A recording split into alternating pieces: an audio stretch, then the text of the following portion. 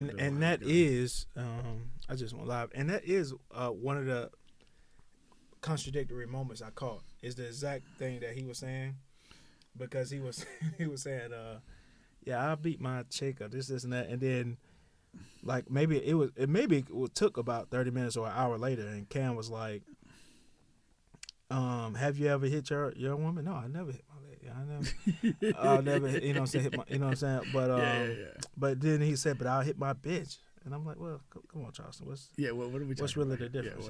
What exactly? And, it's like, I guess I have like a almost like an intellectual frustration with stuff like that, because it's like, to me, if you're delivering the goods, let the goods stand. Don't hurt your argument. And maybe it's just something like just from what I do, like, because it's like, if the judge is like leaning your way, the best thing to do is shut up. Like, once you do that, don't say anything to fuck that up. Like, and I almost feel, I mean, it's just kind of how I listen to people talk, and it's like, if you've already made your point, stop, move on. Don't over talk it and say something that's gonna basically pull that back. I guess also for me, it's such a small piece of what he's delivering or what he's even actually trying to get accomplished. Like, and also, it's not about, people in that lane. It's not really about whether you like that person or not, because it's not like you have to root for them. It's not like you have to purchase anything from them. It's about how much entertaining content can he put out for people to view and to chew on. You know what I'm saying? Yeah. Now, and I think he does that better than anybody in the game right now. You see what I'm saying? My thing, and what you were the one who mentioned it was a good interview, and I don't know too much about him. So this is my okay, let's see what this I didn't guy's know anything about him. But see, I'm looking at it as like, what is this guy about? Mm-hmm. And that was the lens that I'm looking at through. And I'm not, like I said, I'm not buying anything or whatever. I'm just like, okay, what's making this guy something? And I felt like for, a lot of the good stuff he says, he also kind of contradicts himself enough that it was just kind of annoying to listen to. But again, you're also talking about there's basically an open forum for like multiple hours. Yeah. Like, how often does that happen? Yeah. That affects it too. Not a ton for sure. Let's see here. Let's see here. Oh, let's get started. Yeah, let's do that.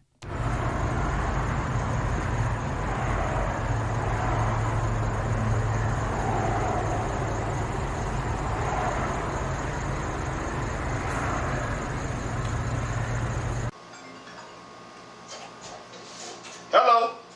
Got that gas for your ass. Hey, nigga, this shit don't look like no damn dispensary. Nigga, you don't look like no rapper. You look like you supposed to be cooking barbecue ribs on a grill. Yeah, Uncle Body. Uncle Body. Alright, well, bring your bald head ass in here, man.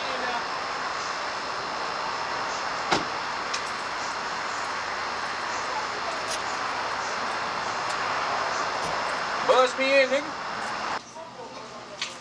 Hey there, what's up, brown skin, Mr. Brown? I ain't seen you in a minute. Man, what's up, man? I need some gas, bro. You do it? But I'm talking about not that bullshit you be having. Two different kind of shits. I got some shit that'll make your dick hard for 3 months. You see how these old niggas taking it, that's why I ain't got no more. And I don't know what this shit do. I don't know. I don't fuck with this shit because I like my dick to work. Let me get that whole jar there, bro. Alright. Well, let me put it on the scale. Give me the whole jar, nigga. Alright, give me $500. Yeah, nigga. I ain't even got to measure it for $500. Say you don't know what it make you do? No, it might make you flip out. I don't know. Hey, look, don't come around here talking about you got it from over here when you flip out or your hair grow back or some weird shit. Alright, whatever, nigga. Alright, fool. I'm out. Alright. Hey, keep going with that rapping, man. Yeah. Hell yeah. Old niggas finna do it. Old niggas finna do it. I see you got your old nigga shoes on. Yeah. I thought that was shoes for cruise. Yeah, for real, got his nuts on this track.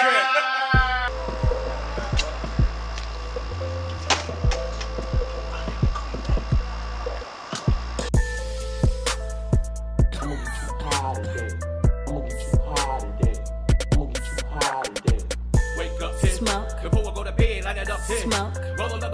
a nigga got a smoke. Even raw cones stuff the hoes in. Smoke. Off on the pen, boy, they bait shit. Smoke. If I don't choke, it ain't no good. Smoke. I'm painting my eyes red, you know I got a smoke. I'm painting my eyes red, you know I got a smoke. Roll up, light up, take a puff, get blows. Smell the reaper all in my clothes. Eyes redder than Rudolph's nose. Every time I hit the J, eyes going down like Mary J. A nigga stay smoking that Mary J. It's a crucial conflict, the way I smoke hay in the middle of the barn. Come from a farm, shit so loud we call it alarm. Switch the pack that's slightly torn. Getting high and watching porn. Just a typical day of your boy D-Rugg. Your weed is trash, you need to call your plug. The shit you smoking tastes just like drugs. Wake up, smoke. Before I go to bed, light that up, smoke. Roll another guard, cause a nigga got a smoke. Even raw cones stuff the hoes in. Smoke. Off on the pen, boy, they bait shit. Smoke. If I don't choke, it ain't no good. Smoke. I'm painting my eyes red, you know I got a smoke. I'm painting my eyes red, you know I got a smoke. Wake up, smoke. Before I go to bed, light that up, smoke. Roll another guard, cause a nigga got a smoke. Even raw cones stuff the hoes in. Smoke. Off on the pen, boy, they bait shit. Smoke. If I don't choke, it ain't no good. Smoke. I'm painting my eyes red, you know I got a smoke. I'm painting my eyes red, you know I got a smoke. Back then we smoked Reggie Miller. 700 block had big old pillars. Carver Shore had big old pillars. Mercy Drive had big old pillars. Them dime sacks, where your elbows at? Optimals, we about to bring the shit back. When Lister Court used to have this sack. This was way before we was smoking gas. Cause a nigga was smoking that Reggie Bush. Thank the Lord he invented Kush. Regular weed is something that I don't miss. Nope.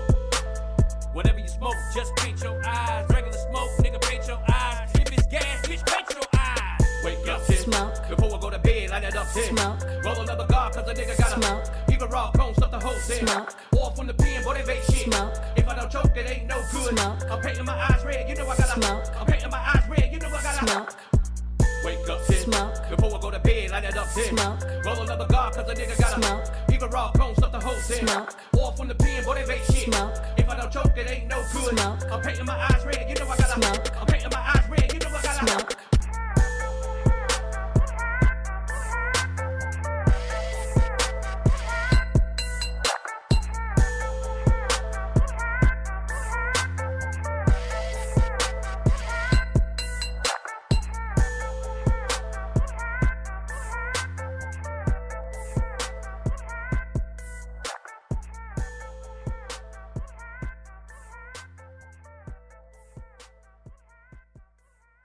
Okay. Right? I think so. A vineyard. No, I'm sorry, it's a vineyard. Yeah, vineyard. Welcome back. You guys are back on the Bench podcast with Bubba and Pink, home of sports, music, and mayhem. We're available on all, and I do mean all podcast streaming platforms, including here on YouTube. Please like, share, subscribe, all of that good stuff. We have a D-Rugg in the building. He's a artist. He's a comedian. He's a host, podcaster. He's a father. Yeah. I didn't know you were going to add the ST on host. Just a whole.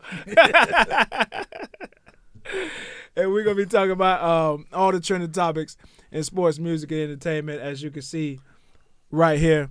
We got Draymond Green. His suspension has come down. We got Dion tearing it up in the portal. We have a movie review. Charleston White talk. All of this good stuff, man. Just it's a fun show.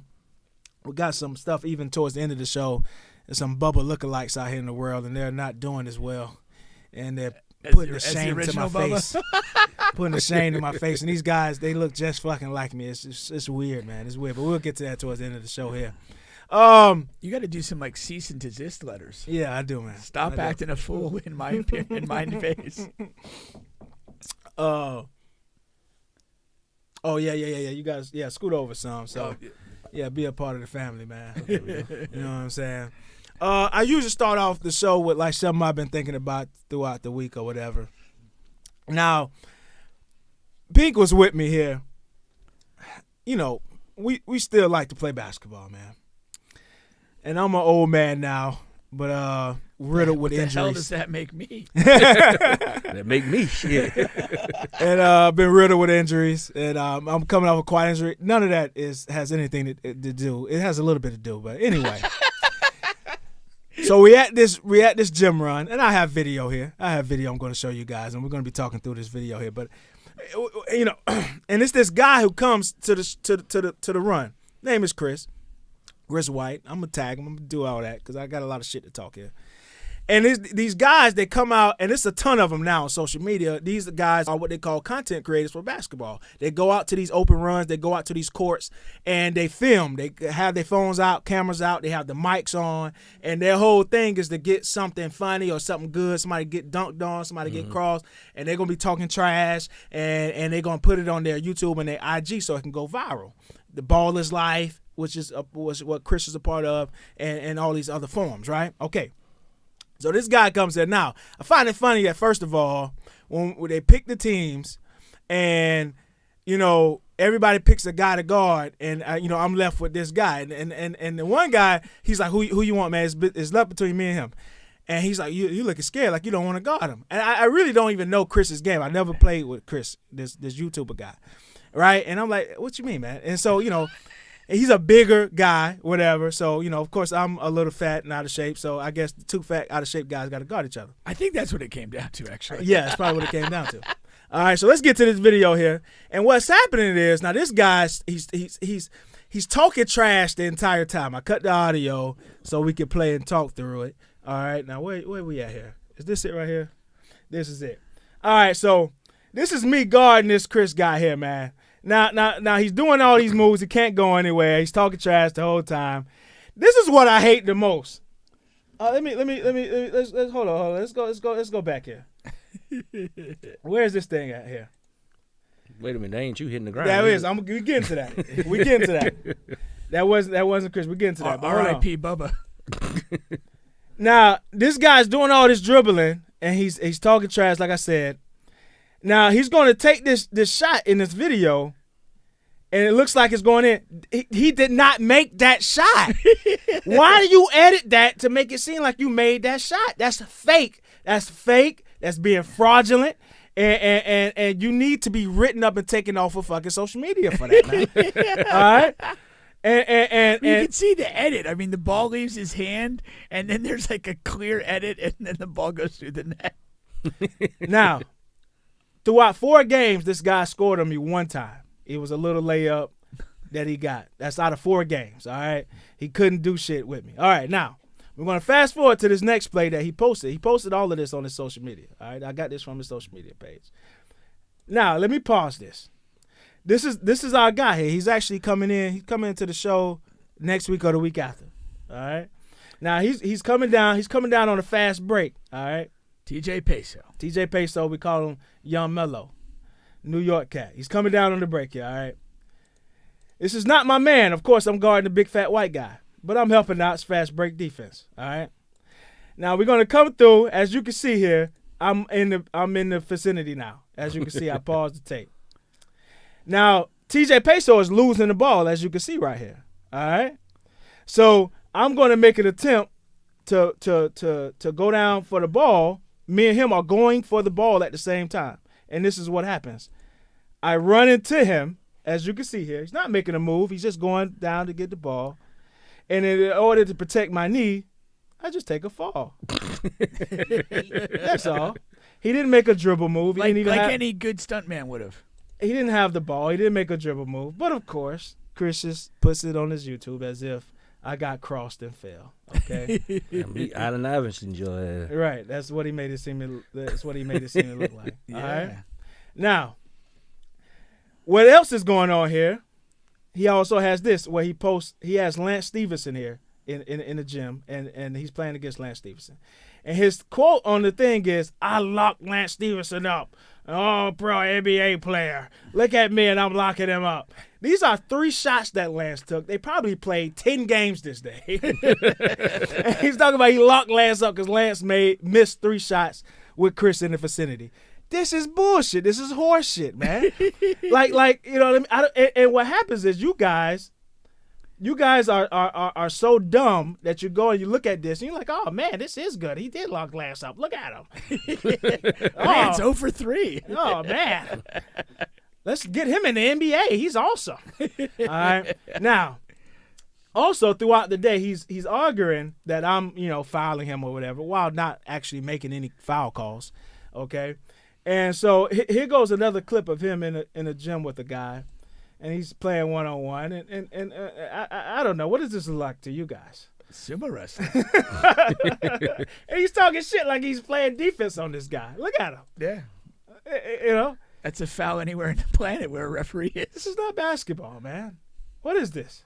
Look at him. This guy's a fucking clown. And now he's on my shit list. So now if I'm ever in a gym with me and Chris, it's good. Watch out, because I'm talking trash and I'm in his ass. And there's no pause on that. I'm literally inside of his asshole. Pause. And making sure. Way to make it uncomfortable for everybody, anywhere. All right? Definitely a pause moment. Chris White. Juan, please let me know the next time you're doing a run, and Chris is going to be there.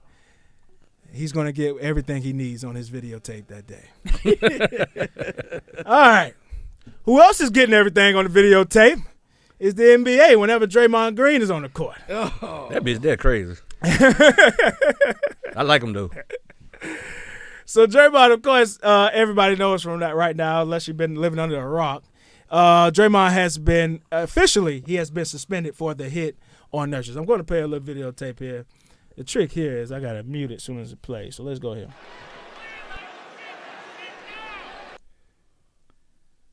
Look at that, man. So okay, I didn't watch the game. When I went on social media, that was literally all I saw, and I was like, "What the hell is this? Like, this is ridiculous right here." All right, so here's my take on it that I really haven't seen anyone talk about it that much. I know you were talking to Tim earlier about the 80s and 90s basketball players, okay? Right. Here goes the things about that. I hate when people complain and bitch about the NBA being so soft, and then when Draymond is doing things like this, they are up in arms about Draymond hitting people and doing things like that. Now, I'm going to let you make your point about him not doing these things. It's like he's sneaking and doing them. But still, you know, he's hitting people in the face. He's hitting people in the nuts. He's stumping on people on the face. However you want to place it. Knocking out his teammates. Yeah, it's not basketball, and it's wrestling. It's UFC and all of that. And that's what the 80s and 90s were full of. They were 90% of those guys just running around doing stuff like this. And that's why I think it's an overrated time of basketball. But that's what they were doing. The clotheslining people. They were sneaking and doing that. Like, these people, every time you see a 90s clip, these people are not squaring up. And they're doing some squaring up. But they're not just all the time squaring up and elbowing and clotheslining people. These are people going to the lane and all of a sudden they get a elbow to the face. That's sneaking and doing stuff. That's a similar lane of what Draymond is doing. Mm-hmm. You know what I mean? And, the NBA was so tough then. You couldn't go to the lane because somebody will take your head off. And you couldn't post anybody up because, you never know. You might get a elbow to the sternum. You know what I mean? Like, that's what they loved about that. Now you don't love it when Draymond's doing it? Why? I'm not that guy who's makes those but arguments. you know. Yeah, I don't care. I don't. My thing is, the point I was making before the show was that, like, there were dudes back then that were just kind of like tough guys that were going to be physical, like, through and through, and if you wanted to fight, they would square up. I don't see Draymond as that type of guy. I think he has these, like, almost just like weird meltdowns with stuff. And I was actually okay with what he did in the Klay Thompson situation with the rear naked choke on Rudy. I thought it was funny. And I mean, honestly, I don't think he was even deranged when he was doing it because he didn't, like, lock it in and choke Rudy out. Like, he put him in the thing and kind of jerked him around a little bit. I thought that was fine. I thought a 1-game suspension was okay. I don't understand this. Like, this just strikes as like, what the fuck are you doing? like this is not a basketball play. You're not even, like, clotheslining a guy with the ball. You're taking a swing at a guy who's defending you, not even particularly aggressively. Like, he ain't even try to hide that. But there's no right. But, like, what, Nurkic has a hand on your back. Like, he doesn't even have, like, a leg or rooting you out of a position. Yeah. And you just snap and throw a right-hand roundhouse? That's bitch behavior. He punched his ass like the Texas tornado. And his reasoning was so, like, just dumb. What did he say? He was saying how he was he was trying to flail for a foul call. Right. You see what I'm saying? And but you could see, like, okay, if he really wanted to, like, hit him and stand on hitting him, he would have followed through and stood over him. But what he did, after he makes contact, he has that big sort of right overhand flare away, which, again, he's doing exactly what he told you he did. He's trying to somehow make this deliberate punch into some bizarre flailing episode. Yeah. But if he was all about hitting him, he would have followed and got on top of him. Yeah. If there's real, beef to be sorted. To me, I'm not a big mental health guy. I'll just say this. There are things more important to him right now than winning basketball games, and I think it's time for the Warriors to move on from him. I think he's done, and he needs to be done there. He's no longer helping the team. Well, if you get rid of Draymond, you might as well blow it up. Yeah, you do. Yeah. And that's really where I'm at with this. Because you're not going to get much for him anyway. No, this is really where I'm at with this. I think you and I hate to say it because I always loved Clay, but I think he's done. He's done. Yeah, I think Draymond's done. This team, as it's constituted, is done. And I love Steve Kerr, but I don't even know if he's the right guy to coach the rebuild. He might have run his course here. Yeah. As this. He's the type of chef that he needs everything on the stove. It needs to be simmering. That wasn't his team in the first place. Needs to be seasoned already. And he's going to come in, but it's going to be prepared very nicely if all of that is done. But if you got to buy the food, he's not going to go and buy the food and season and do all that. All right, now listen. I thought that Charles Barkley made a great point about Draymond. Because he was saying how, Charles Barkley was saying himself, he's high on the technical fouls list. And if you really pay attention and look at it, most of those ejections came from later in his career when he wasn't the player that he used to be, when he couldn't play and perform as much as he used to. And it wasn't that he had beef with this particular player that he got into it with, or in practice he was saying how he fought a couple of players in practice. It wasn't because of that. It was internally he couldn't play like he used to, whatever, athletically and things like that. And look at Draymond. I mean, he's a guy who, he's an all-time defender. You know what I mean? He's an all-time defender. He's a good playmaker. And when you got guys who are just going around you and you can't athletically keep up with guys anymore, he may feel. I 100% agree with that. And that's what I said. There's something. Yeah. There are things going on that's more important to him than winning games, and maybe it's coming to the grips with the end of his career, the end of his functionality as a player, and it is what it is, and that's why I think this season the Warriors have struggled as a team. Draymond and Clay have been particularly bad, but they've also been bad people. And I mean, it's a little dramatic to say Clay's a bad person. I mean, he's not like doing anything crazy, but like Clay's lost any sense of swagger. He's like lashing out verbally. And he's out of character because they're facing the end of this. And knowing you playing bad and demanding a max contract from the front office, you're a bad person. You're a bad person. That's a bad mother. They kept this. I mean, I hate to say it. I mean, they just kept this group together too long.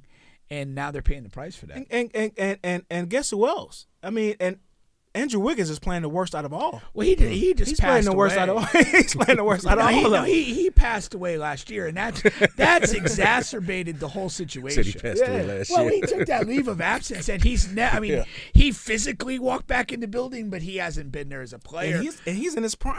Well, but if you want to look at this in a whole way, that is the most significant failure because, again, he's a guy in his prime that should kind of grow into this and kind of be there to kind of cover the decline of a few others, and he himself has just lost himself.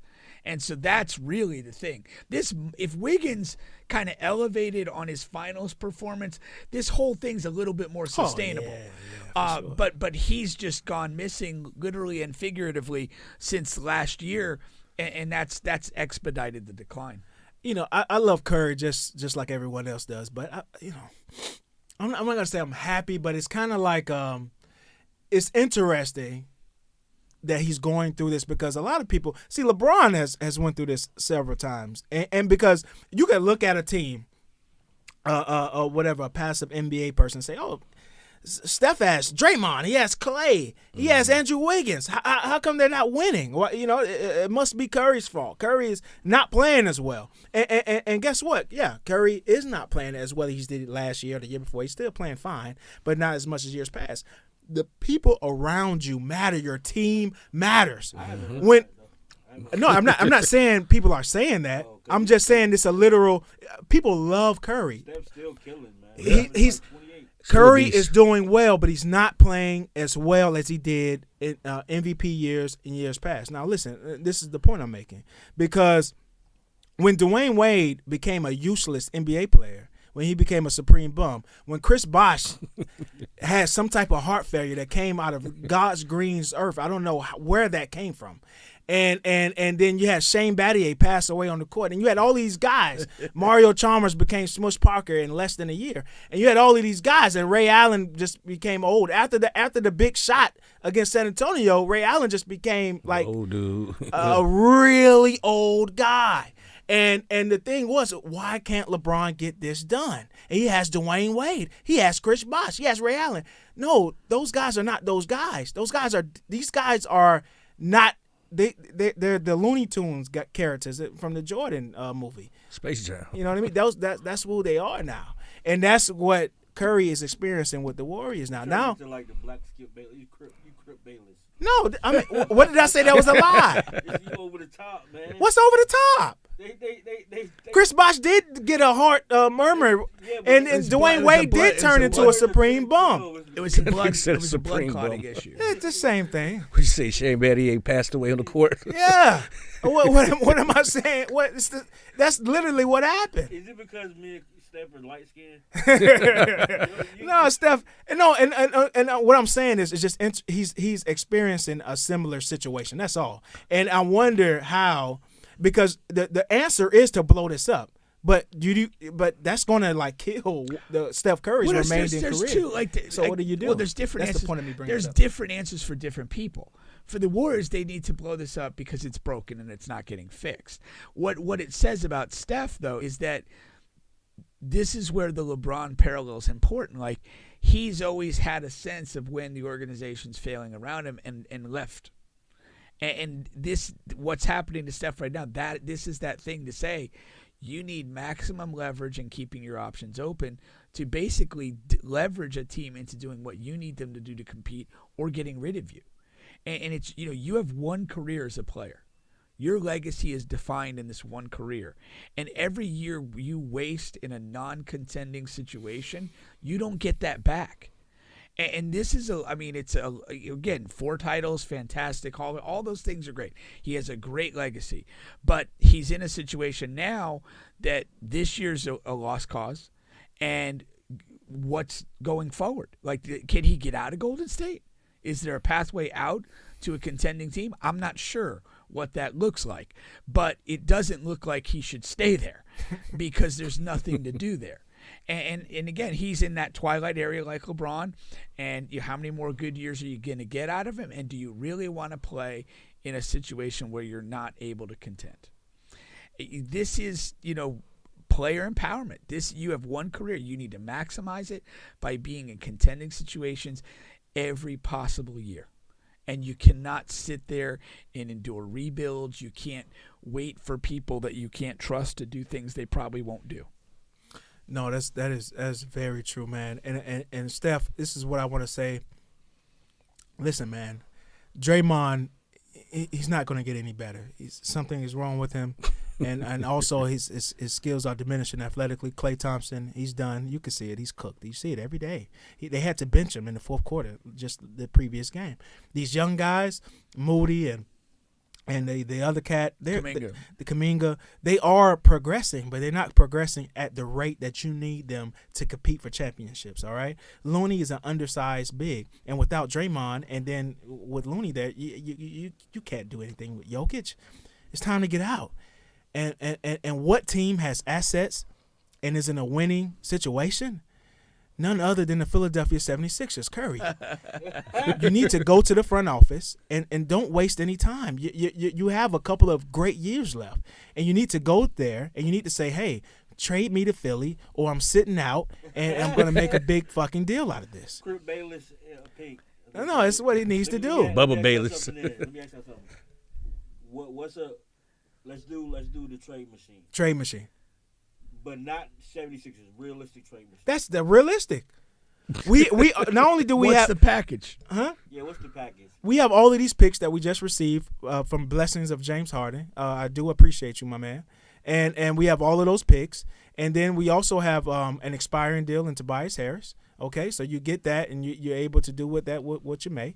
And we have some other great pieces here. Now listen, here goes the thing. A lot of teams around the league, if you really think about it, they already have guards. Yeah, that's Oh no, that's definitely D-Rugg. Oh. Your phone too close to the mic. Oh shit. Yeah. We might can get you something. We might can get you something to lean that up on soon. Yeah. So yeah, a lot of these teams already have young guards or experienced guards. If you really think about it, like the Spurs don't have anything they could trade. Yeah. If you want to do it, but that's not even on the same timeline. Wemby Spurs and are Curry. too far away. Yeah. So if you really think about it, Philly is the team. Well, I'm telling you. Think about this. Even if we have to add Maxey in. I don't believe that you have to blow up the team yet. I think you have to blow up the team, but not to rebuild, to retool. Because I think Vucevic is on his way out of Chicago. Man, Vucevic is not doing Vucevic anything is for not the moving damn anybody's Warriors, man. No. He's 20-10 still. No, that's empty calories, my man. Listen, man. If you watch Chicago, you'll understand what we're saying by that. Vucevic is not. He's not the answer. And the thing about retooling versus rebuilding, it depends on the pieces you have to retool. Like you're not going to get anything back for Draymond was literally Draymond's worth. You understand? Same thing for Clay. Same thing. They'll move Clay. Same thing for Clay though. Like, what are you realistically going to get back for a one-way player who's barely that one way anymore? If you move Clay now, you get an expiring contract for a team who want to dump money. Okay. So you can move Clay right now. Okay, but guess what? You move Clay for an expiring contract. Guess what? You're still over the cap. You remember they have 3 max contract players and then one that's near max in Draymond. They you know what I'm saying? So they have. I'm sorry, in Clay. So you have Draymond, you have Steph, and you have Andrew Wiggins. Andrew Wiggins is the piece. All right, Andrew Wiggins is the second highest paid player on that team right now. If you can't, you can. I don't think you can trade Andrew. I don't. I think he's untradeable. Well, the problem nobody is wants him. The 3 biggest properties they have outside of Steph are Clay, Draymond, and Wiggins, and all 3 of them arguably have never been at a lower value. Yeah, they in decline. So that's the thing. Like if one of them was you know what I mean? You can retool this. You know what I mean? Like if one of them had that value, the problem is they don't have that value, and they have high contracts, except for Clay whose contract is ending soon. All right, so you do have that. You know, so that is the piece if you want to do that, but you're still not gonna get anything back that can get you in the championship hunt. So rebuilding is going to be the key. Now the problem with the Warriors is, I'm 95% sure they're going to ride this out because there's all of these guys are emotional figures to the team. Mm-hmm. Like Clay, Draymond, all of these, like these guys, like if they could move off Wiggins, yeah, they would move off Wiggins, like tonight if they could. but Draymond and Clay, that's going to take a lot to move off of those guys. The other thing you got to recognize is Bob Myers, the GM through the whole championship era, he's gone already. He got out. He saw it. Yeah, he's like LeBron. He saw this coming. You know what I mean? He saw this coming. But you know this is entertainment, and the league not gonna let Steph. That's not true. That's just not true. The same thing they love that Kobe shit. Fan, but the same thing happened with Kobe. They mysteriously got Pau Gasol for a sack of potatoes and 3 nickels. Yeah, but so the thing about that is, Pau Gasol. They got Pau Gasol for his brother Mark, who turned out to be a hell of a player. Yeah, but they didn't know he was going to be a hell of a player. He was a prospect. He was a solid. Yeah, he was a solid prospect then. Yeah, the league was much different then, man. Like if you say like you said, maybe the comparison there is Vooch or a slightly better Vooch. That's not going to win in today's NBA. It's just not. Like, piece. yeah, Kobe Powell and whatever won that back then. This is a different NBA, man. Like you got Giannis and Dame, you got Jokic and Murray, and Aaron Gordon. Like, these are stacked teams, man. So what, Curry and Vucevic ain't winning nothing. What if they able to flip for Vooch and the four they got there? Come on, now you're dreaming. That's No, you're dreaming. I said whatever. Yeah, but that's way more ludicrous Well, than, all right, than my let's 76ers. not lose sight of the fact that the Bulls with Vooch and whoever the hell else you're talking about still suck. But they don't have Steph. It doesn't. It ain't moving the needle. It ain't moving the needle. It's not, man. That's another just example of just if they made that move, it'd be a bad move. Yeah, and also it'd be a lot of stress on Steph, man. I told Pink this before in the past. Steph isn't the player that the LeBron, is, that Kobe is, that Jokic is, Giannis is. He's not that. He's a great player, and he's going to go down as whatever, top 10 all time. But he's not that A1 list type player that you can just put a team around and build around. He needs like a full team. I don't know if that makes sense, man. But the team's already built around Steph. It's always been. Yeah, that's a weird comparison. It's not a comparison other than just an observation.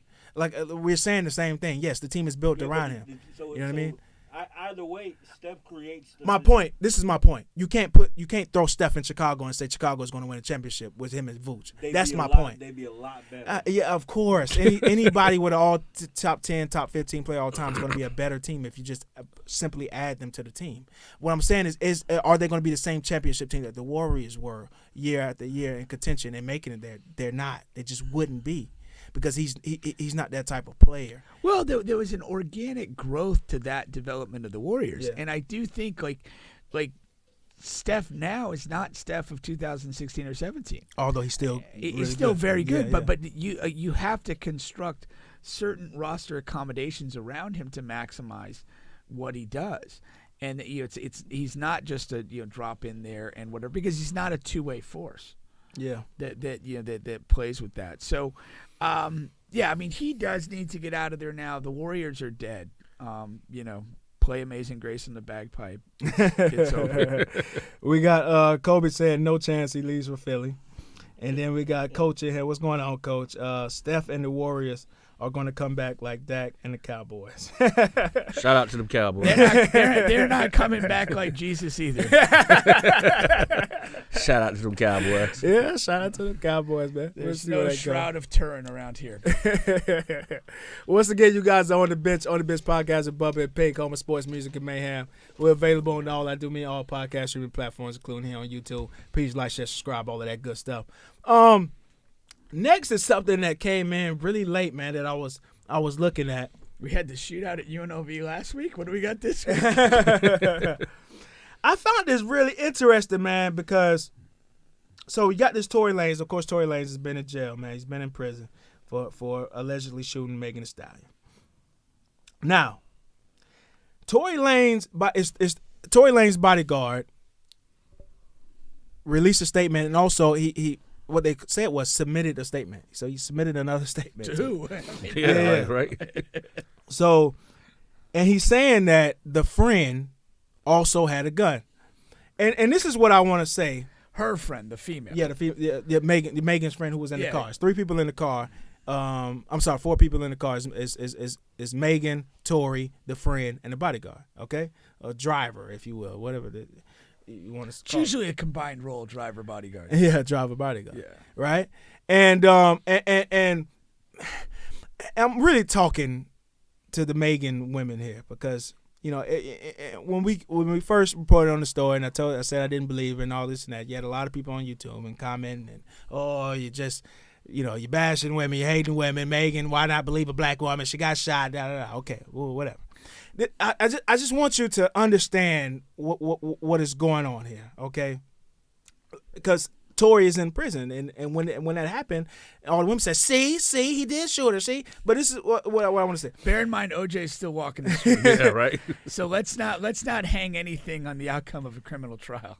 So there were 2 witnesses one that was actually in the car, the bodyguard, and a person who actually saw in court said that they saw a woman holding the gun that was not Megan Thee Stallion. Of course, that's the friend. I remember we talked about this a while back. First of all, I don't know how Tory went to prison with two witnesses saying that anyway, right? And them not having any evidence of who actually shot the gun, okay? All right.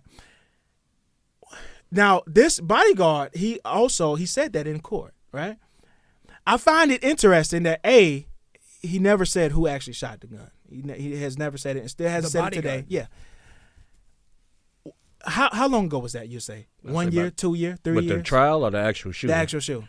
2019. Was it that long ago? Yeah. 2019, 2020, 4 years 2022.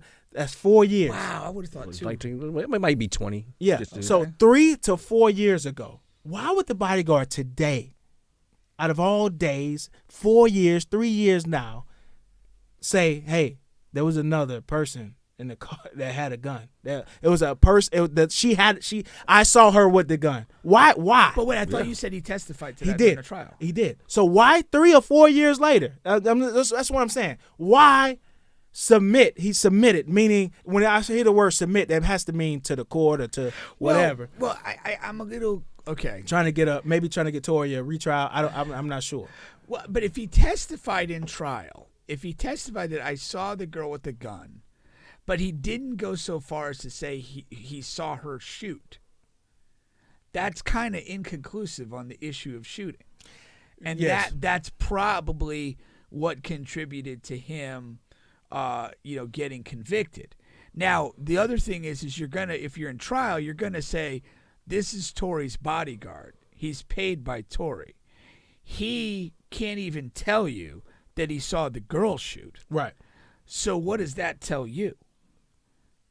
He's just doing his best to create confusion on behalf of his guy. Yeah, but he's biased. Throw his testimony out with the toilet paper. That's fine. But there's also another witness who saw her with the gun as well, who's not in this situation at all. I understand, but and again, I don't know how they might have gone about discrediting her. But to me, it's pretty problematic that he sees her with a gun but can't commit to saying I saw her shoot. Right. That's not good. And I don't know, maybe the witness is kind of in a similar boat. I saw a female with a gun. I was too far away, or I don't know who shot, or whatever. So it was a letter. He submitted a letter, and y'all seen Meg's response for it today? Yes, it's all, and then Meg responded. I think she kind of had some points too. Now, I mean, her point still remains. Now, this is another thing too. I wanted to know because they're not friends anymore. Mm-hmm. Who's not friends? Her and the girl. Okay. They were best friends before, and all of a sudden they're not friends anymore.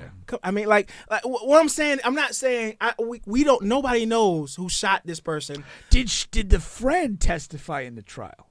Do we know? I don't think she showed up or something. Yeah, it was something weird happened. Like yeah, that. something weird happened with her. Like that. Because Megan was talking about it today on her response. Okay. Yeah. And she's mad. Megan is mad at the friend for not saying whatever the fuck she was supposed to say. Yeah. Right. Okay. You know what I'm saying? Yeah. If she did do it or if you didn't do it, but and remember in the first place, see, Tory smashed both of them.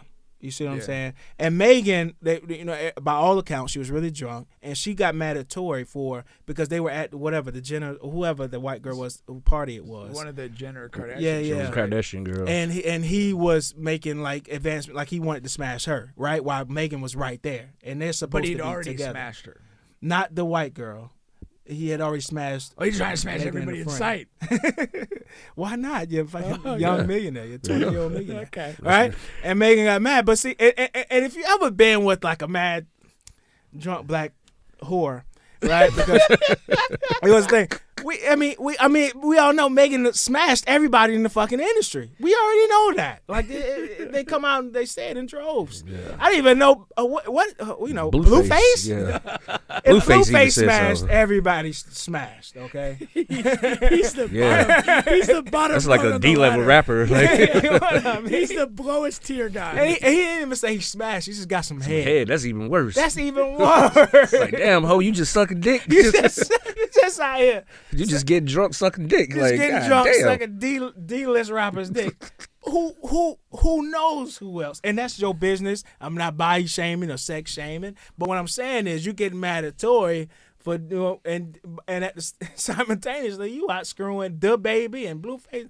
And from my understanding, her and Tory wasn't in the relationship. It was her and the friend. They was just that was in the relationship, and Meg was fucking him on a low or whatever. Yes. And got drunk and got in her feelings that night. Exactly. So all I'm saying is just I just find it interesting that it's still, you know what I mean? Like, and also, well, okay, with this submitted letter, is he saying anything different than what he testified to? No. Okay, so then it's kind of pointless. Because tell you the truth, I think all this shit is pointless at this point because he's locked up. Is it? Yeah. Well, they're trying to get his appeal. You could potentially have an appeal and get a new trial if there's somebody to say they did it. Evidence. But you need to have some sort of new evidence that would reopen the door and say, hey, wait, we have to look at this again. But if his letter doesn't present that, it's kind of an exercise in motherfucker throwing more riddles out there and shit. I seen a girl with a gun. It wasn't Tory. Because what he's saying is it happened so fast that he that's why he couldn't see it. And not even that. Shout out to her ex too, man. He had that slid on her ass, boy. That shit wasn't even no diss track. That shit sounded like the truth. Yeah. So what points do you think she scored in her response today? Just the fact that if like her saying that, hey, if you did it, say something, or if you didn't do it, say something. Like, why is you waiting till the trial is over and saying this shit or whatever? You know what I'm saying? Which it makes sense. Like, you know what I'm saying? But Tory didn't testify in the trial, right? Nah, I don't think. Nah, he didn't get on the stand. Yeah. So I mean, honestly, while there's a pending criminal charge, if you are going to, you really can't say anything. Yeah, and then you do have the right to testify or not testify, and really, most defendants statistically probably take the fifth and don't testify. And the reason for that is the state has to prove their case, and you don't want to be in a position where that you help them in any way. You just kind of sit back and say, hey, good luck proving your case. If you don't, I'm going to move for a directed verdict here, or the jury's going to exonerate me. If I were Tory, I would have told you would testify. Somebody would have got that blame. Yeah. Fuck that shit. Yeah, why not? Hey, bitch, you shot him. Nah. A lot of people believe that Tory is just is taking the blunt for the girl, for the friend. Why would he do that though? Because like keep it real. Number one, like D-Rugg says, they were the ones that were actually in the relationship. So it's like he's taking one for his old lady, and then that's a big take though. Super big take. Because I swear to God, that bitch would have went to jail fucking with me, boy. Yeah, that's a real. Bitch, I would have told like Megan told on the live, bitch on Instagram live. I would have told, bitch. Yeah, that's. Y'all got me fucked up. Bitch, you know you shot him. Why can't the friend just come? Why they can't make the friend just come out and say something? I feel like Tory paid her. I'm sure she was under subpoena, but somebody paid her. Oh, yeah. One Tory done paid a lot of money for this trial, and not just lawyers and shit. They was paying. But they said a lot witnesses not to show up. But Jay-Z got involved on Megan's side. Yeah, you know what I mean. And I also heard that. What did he do exactly? The legal representation and influence and all of that. That's where the conspiracies come in. But the Jay-Z's not conspiracy. Hiding witnesses. No. Okay. Yeah. No. Not. I mean, yeah. I mean, you know, you could subpoena a person if they fail to appear. They could technically be held in contempt of court. You know, but again, if your trial's underway, they're not going to hold the trial forever to find you. Fuck that, Tory. If you listening, tell on their ass. You and that bitch right now, your new hair fucking up. You know what I'm saying? He looking all crazy on these mug shots and shit. Like, I would tell. Like, this is the time to tell, Tory. It's not too late to tell. Like, fuck that. Like, you did your time. It's not too late to tell. They say Kobe said this is the same bodyguard who skipped town when he was supposed to be on the stand. Yeah, he paid him. Yeah. But wait, so he eventually came down. Oh, okay. And Cole said maybe that last check bounced. Could be. That's funny. Yeah. No chance he's sitting in jail for anybody besides himself. I mean, that's what you would hope, right? But I don't think Tory shot that girl, man. I just don't think. I don't think. And I think that is going to come out. I think he will get the appeal. And I think that's going to come out. I don't know what new information is going to come out, but that's what I'm rooting for. And when it does happen, I just want Megan to be removed from entertainment, however that happens, because all of this she's doing, I think she's just doing too much, man. Yeah, it's fucked up. Shooting a black woman. Come on, man. I don't give a fuck. If you got shot, you got shot. I don't care who you are and what you are. You understand? My thing is like niggas getting shot every goddamn day. I found the sentence particularly harsh for in any context. This is an episode of drunk, dramatic people gone wrong. Yeah. Like, that's what this was. Yeah. Definitely. You can, spin this anyway. It still comes to that. Yeah. Now, who shot who, this, whatever, maybe, you just you shouldn't get as hard a sentence as he got for that. But I think it was more so of the gun why they convicted him, though. Oh no, I'm sure that's it. But it just seems really excessive in the context of the behavior of everybody involved that night. And then if there's a bodyguard there, why does anyone else have a fucking gun? Because we're in the USA, baby. Everyone needs a damn gun. That's a good point, though. Why the fuck did Tory have a gun if you got your bodyguard right? And here? where did the gun come from? Like, did he get the bodyguard's gun? Like, did he have his own gun? Did the girl have a gun? No, the gun is a legal gun. Yeah. Oh, some stupid shit. It wasn't the bodyguards. Yeah, some stupid shit. That information would have came registered out. to him? No, it wasn't registered. Just wasn't registered or nothing. It's just he had a nice piece of fire. Stupid shit. That's what I'm saying. Like, maybe the bodyguard's holding it, and he goes. No, it wasn't the bodyguard's Okay. gun. It wasn't in the bodyguard's possession. And not even he's supposed to have a nigga take that charge too. Nigga was supposed to take that gun charge. Yeah, that's part of being the bodyguard for real. For real, like somebody was supposed to take that charge. I never bro. thought about that. No, that's true. That's really true. Yeah. That's extra level protection. I don't think he was prepared to do that. He said, "Hey man, I can get on stand and do some lying for you, but I can't take He didn't even do the good line. I know he did. He's a half-ass liar. That ain't good.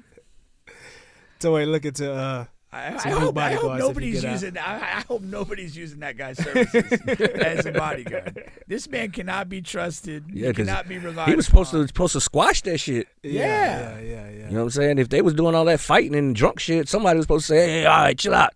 Yeah, for real though. Like, if you know what I'm saying? really break it down, like if you're the bodyguard and that's your guy, like if he starts acting up, what right or wrong, you pull that motherfucker out and be like, all right, yo, we're out of here. And not even that. Where is the video footage of this?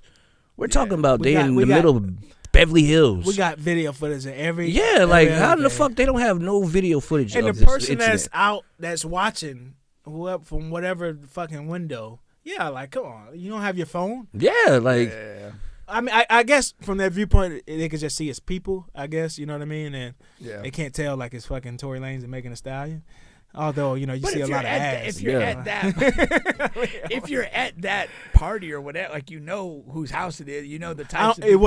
I'm pretty sure it wasn't somebody from that party. Oh, this is like it's a witness from because they had left. They had got down the road a good little piece. Okay. And like I said, he pulled over and then they started arguing. They got out the car and he's saying when they got in the car to argue and they were getting aggressive, it happened so fast he didn't have time to get out the car and stop it.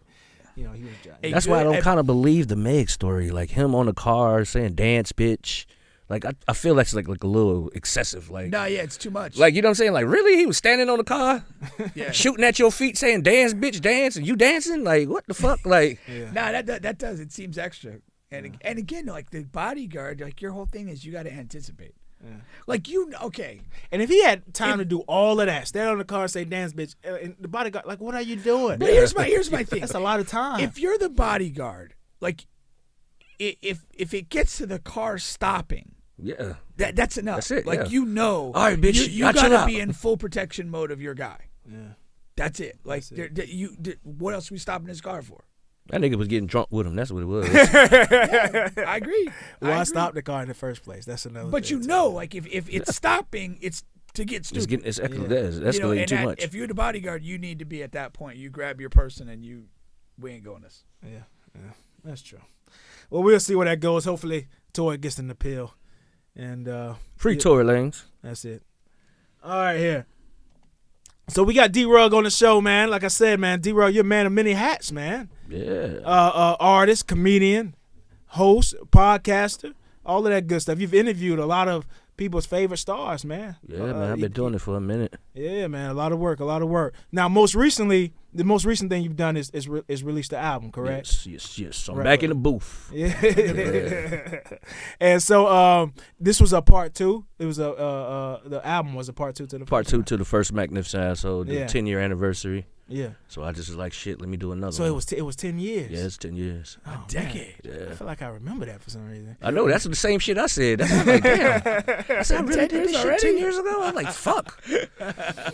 You know, the funny thing is, because I told you, I thought that this album was better than the first one, but I did like the Paint My Eyes Red first one better than the You know what? I feel the same way too. Yeah. I definitely like because I guess it was the original freshness of it. Yeah, I maybe want to say, so. Yeah, like, you know what I'm saying? Because I had never heard nothing like Sweekles ain't too much, but you know, I tried something. You know what I mean? Yeah. But yeah, I do like the first one better. Yeah. So when you're 10 years, whatever, however years go by, 8, 9 years go by, and you think about doing another album, right? First of all, what made you say, okay, I do want to do this. I want to do this other album. And like I said, in the messenger, did age any way, type of form, kind of derail your thought process of doing another rap album? What I had did was I had fucked around, got my income tax for the first time in 20 years.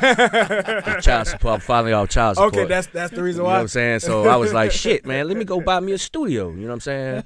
Studios are way cheaper than it was back in my days. You know what I'm saying? Okay. Studios are way cheaper. Because of the equipment. I went and bought some of the new equipment and stuff like that. But it started off as me just wanting to be doing production. But you know, since we've been doing the podcast, I got a chance to be with a lot of the new rappers in the studio with them, like the Tony Boy, Leak Baby, and I watched them how they record, and I noticed they wasn't using no pen and no paper, and I watched like how they was doing it. I was like, shit, I could do that, like, you know what I'm saying? So once I got the studio, I started experimenting with the no pen, no pencil shit, like, you know what I'm saying? And to my surprise, it ended up giving me back that spunk, like, oh shit, I enjoy this again.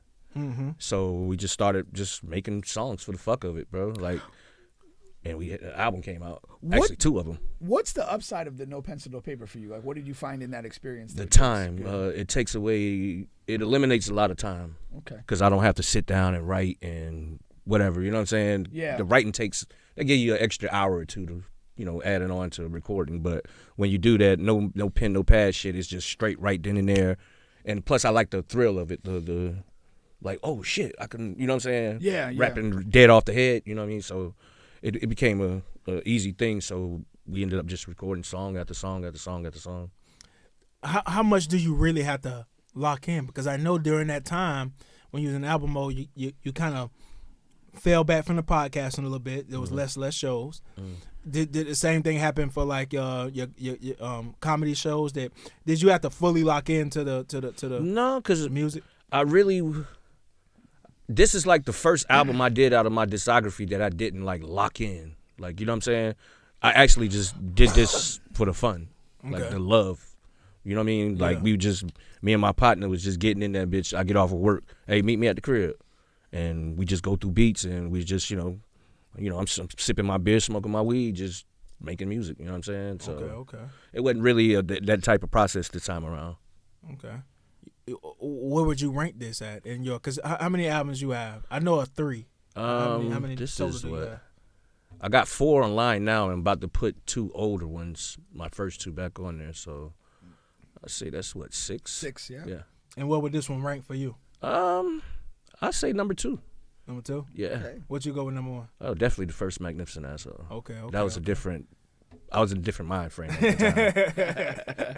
You was more of an asshole on that one. Like I was more in that mode, you know what I mean? Like that rapper mode when I made that one. Yeah. This one here, I give it to because it was just fun. Yeah. That's I've kind of talked to people and stuff like that, but like, so, you know, obviously if you did something 10 years ago and you're coming back, like, you are a different person. You have different experiences that you bring to the studio. Because me, when I rap, I don't try to make that pain music or that, you know what I mean? Everybody know when they listen to my shit, it's a one-stop shop. This is how it's gonna be. It's just on newer beats, newer hooks. And you like, felt know that what I'm even like from back 10 years ago, you kind of felt just the same vibe. And Yep. going, You could go back and listen to all my albums. They all sound up to date. They sound similar. They don't sound the same, right? But it's the similar shit. You know what I'm saying? It's not outdating sounding. You know what I'm saying? Yeah, So yeah. I just make. I like to make. I listen to so much hip hop. Basically, what I'm doing is just remaking what I listen to. You know what I'm saying? I listen to a lot of booty shake music. I listen to a lot of trap shit. I listen to a lot of New York shit. Like, you know what I mean? And I'm the type of person that, depending on what that beat is, that's what that type of song is gonna be. You know what I mean? So, if you had to say what you have the most fun doing and the least fun doing, as far as podcasting, rapping, being a comedian, all right, hosting, things like that, what would you put as rapping definitely is the funnest, because that's the rapping is the funnest for you? Yeah, because that's the best thing I can do. Like that's your first love. If too? I can lay everything down and not do nothing, it'd be rapping be the number one thing, because I can do that effortlessly. Okay. What I could say least, and I hate to say least. I know. I hate to say that, but the comedy, because I still get nervous with comedy, because it's a different. You don't know what that outcome of that comedy gonna be. You know what I'm saying? You don't know. You know what I'm saying? Yeah. You don't know what it's gonna be for that night. You know what I mean? It's been times I done been so fucking nervous that I go out and just kill. And there's been time I've been overconfident and go out that bitch and like, you know what I'm saying? So, you know what I mean? So I definitely could say that's like the least thing. Okay. When the last time you did a comedy show? We just did Joe Tory in September. Okay. The last show we did, we had Joe Tory come here, and we did Joe Tory. And the one before that, we had Charleston White here. We did that. Okay. So was you over there at what is called? Is it? It's not Dreams. Is it? Dream City, yeah. Dream City, right? Uh-huh. That's where it was. Mm-hmm. They still doing stuff out there? Yeah. Mm-hmm. Okay. Yeah, we might be bringing Charleston White back, so y'all stay tuned for that. It depends. Nah, he'll be. You know, we was the first ones to book him in Florida. No, I didn't know for that. real? Yeah, we the first ones to book him in Florida. I didn't know that. And we actually got him hooked up with TK on top of that. Okay. Yeah. Okay. Well, let's go ahead. Let's move to some Charleston White. I was gonna say we couldn't ask for a better transition. Yeah. Thanks, D-Rugg. No problem. So of course he got into the altercation after a comedy show here, and then that's coming off of the big interview with Cam Newton. That's really going. Wait. So no, this says he was attacked on the stage. It wasn't after the show.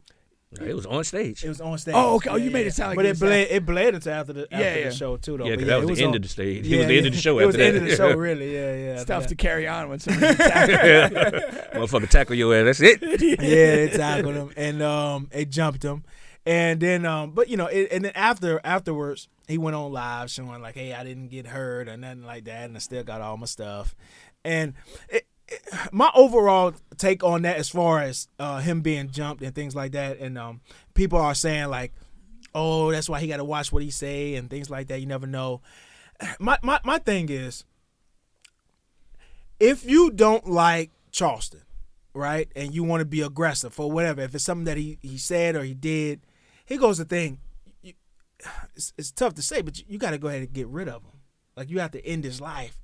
Because what happens is, when you jump an older man who has one eye. You've learned very much, Grasshopper. If you jump an old man who got one eye and fucked up legs and you really didn't do nothing to him. Nothing. All you're going to do is boost him. And that's just what he's going to get more money, more views. He's going to become a more popular and value. There's people who had no idea who Charleston White was and just heard of a fucking comedian guy, whatever. Yeah, jump on the stage. Now he's going to get new. Now they know. And now all they got to do is get on the internet, and that's it. That's it. And he went viral just because he got jumped on stage. Do we know? You got to get rid of him. Do we know anything about like why that particular joke he made? I don't know what particular. I think he was talking shit to an uncle and a nephew. Because I watched the video. Like he was doing crowd work? Yeah, I guess they said something to him. Okay. Like, oh, nigga, you sorry. And I guess he went to talking shit. Like, motherfucker, I already got paid then, nigga. So what? Yeah, bitch. And they went to cracking or whatever the fuck. And so that to me, that's much more like a spontaneous attack. Yeah. That doesn't feel like, man, I hate Charleston White. No. I don't mean like if it's something that's been stewing in you for months and you go and see a show. I'm just talking about in general. whether it's spontaneously. And the reason why I bring that up too. If you lay hands on somebody under the law of Bubba, they better be fatal hands. No. Not anybody. Charleston.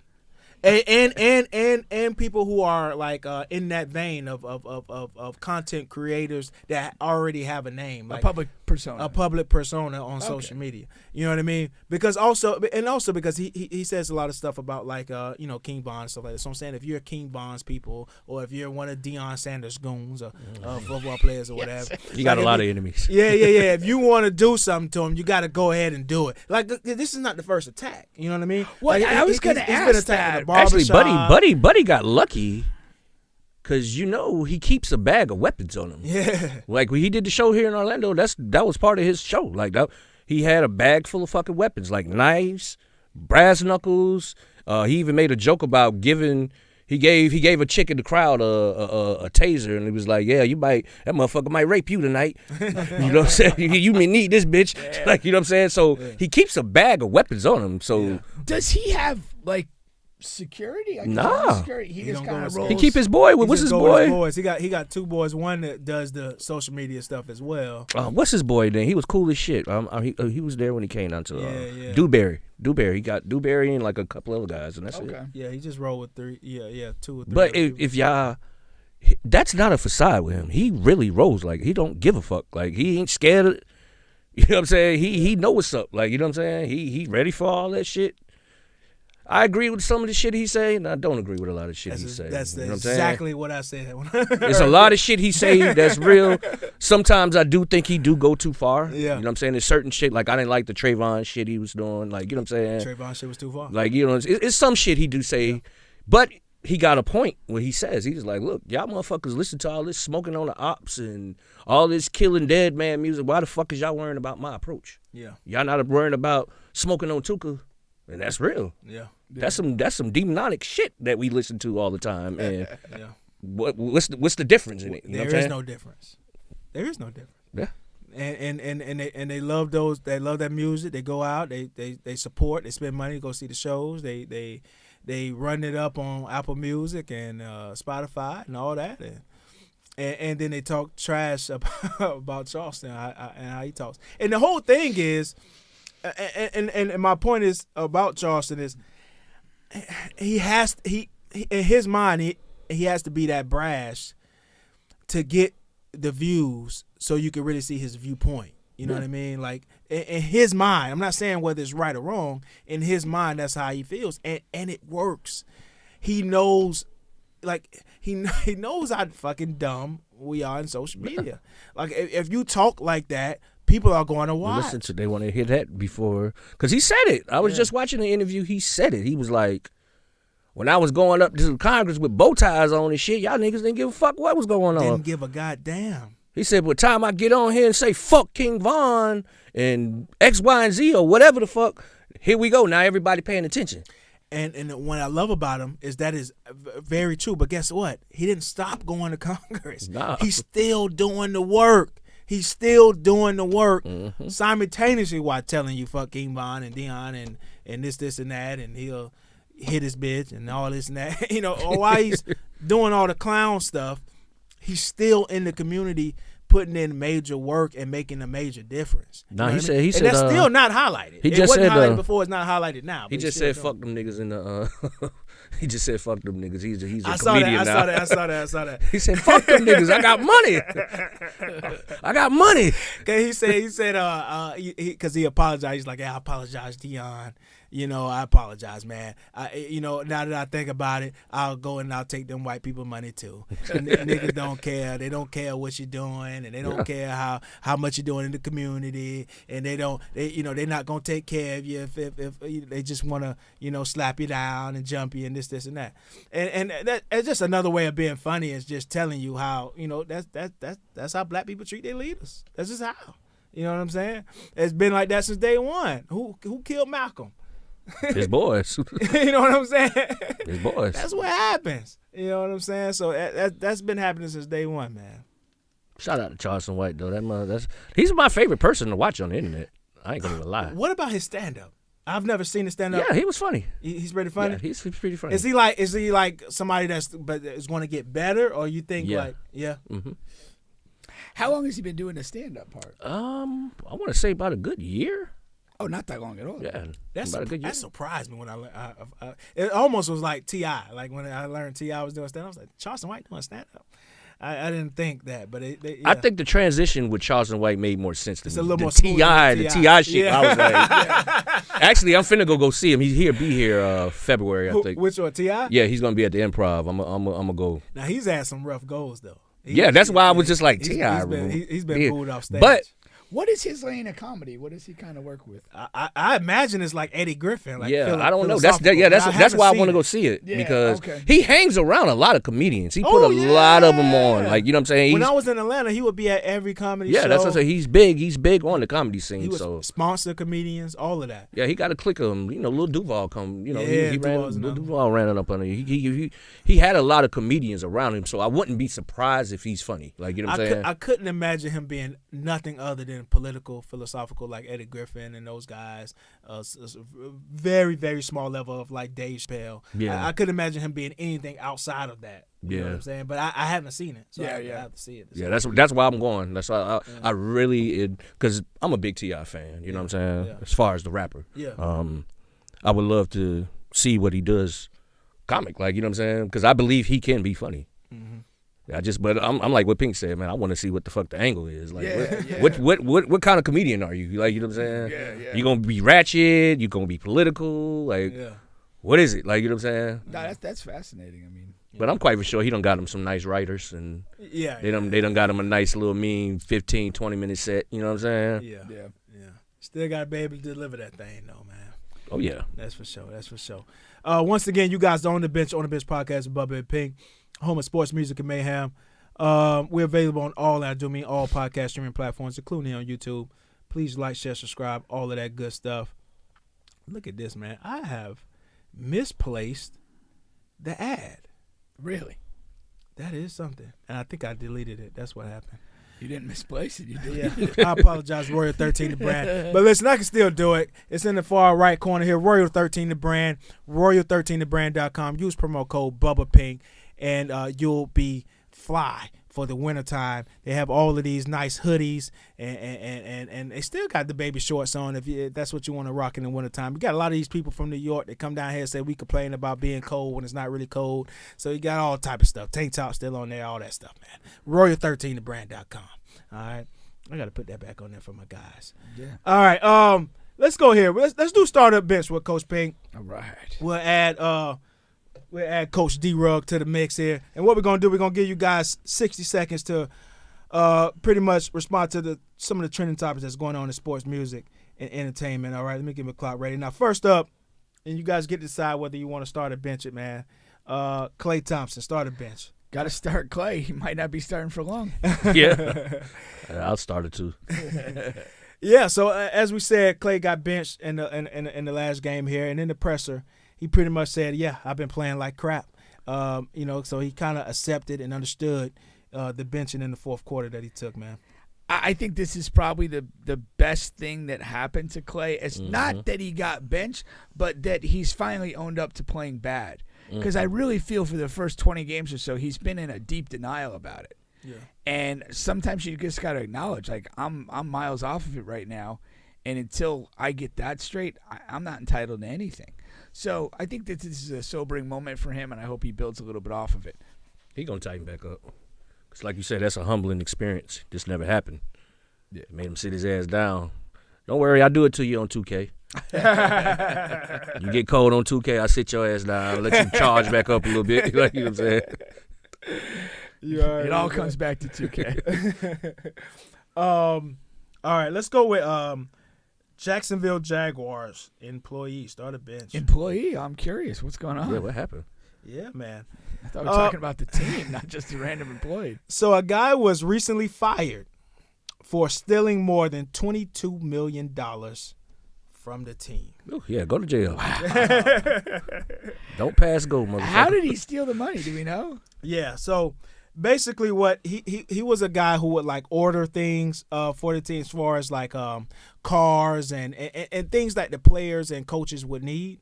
Okay. So apparently he was order, a lot. Accountant or something? One for the team, two for me. I mean, because what position is that if you're in charge of buying shit for people? I know, that's kind of crazy. Like, so he was a mid-level employee. He worked with he allegedly created fraudulent charges on the club's virtual credit card, and then covered his tracks by sending falsified files to the team's accounting department.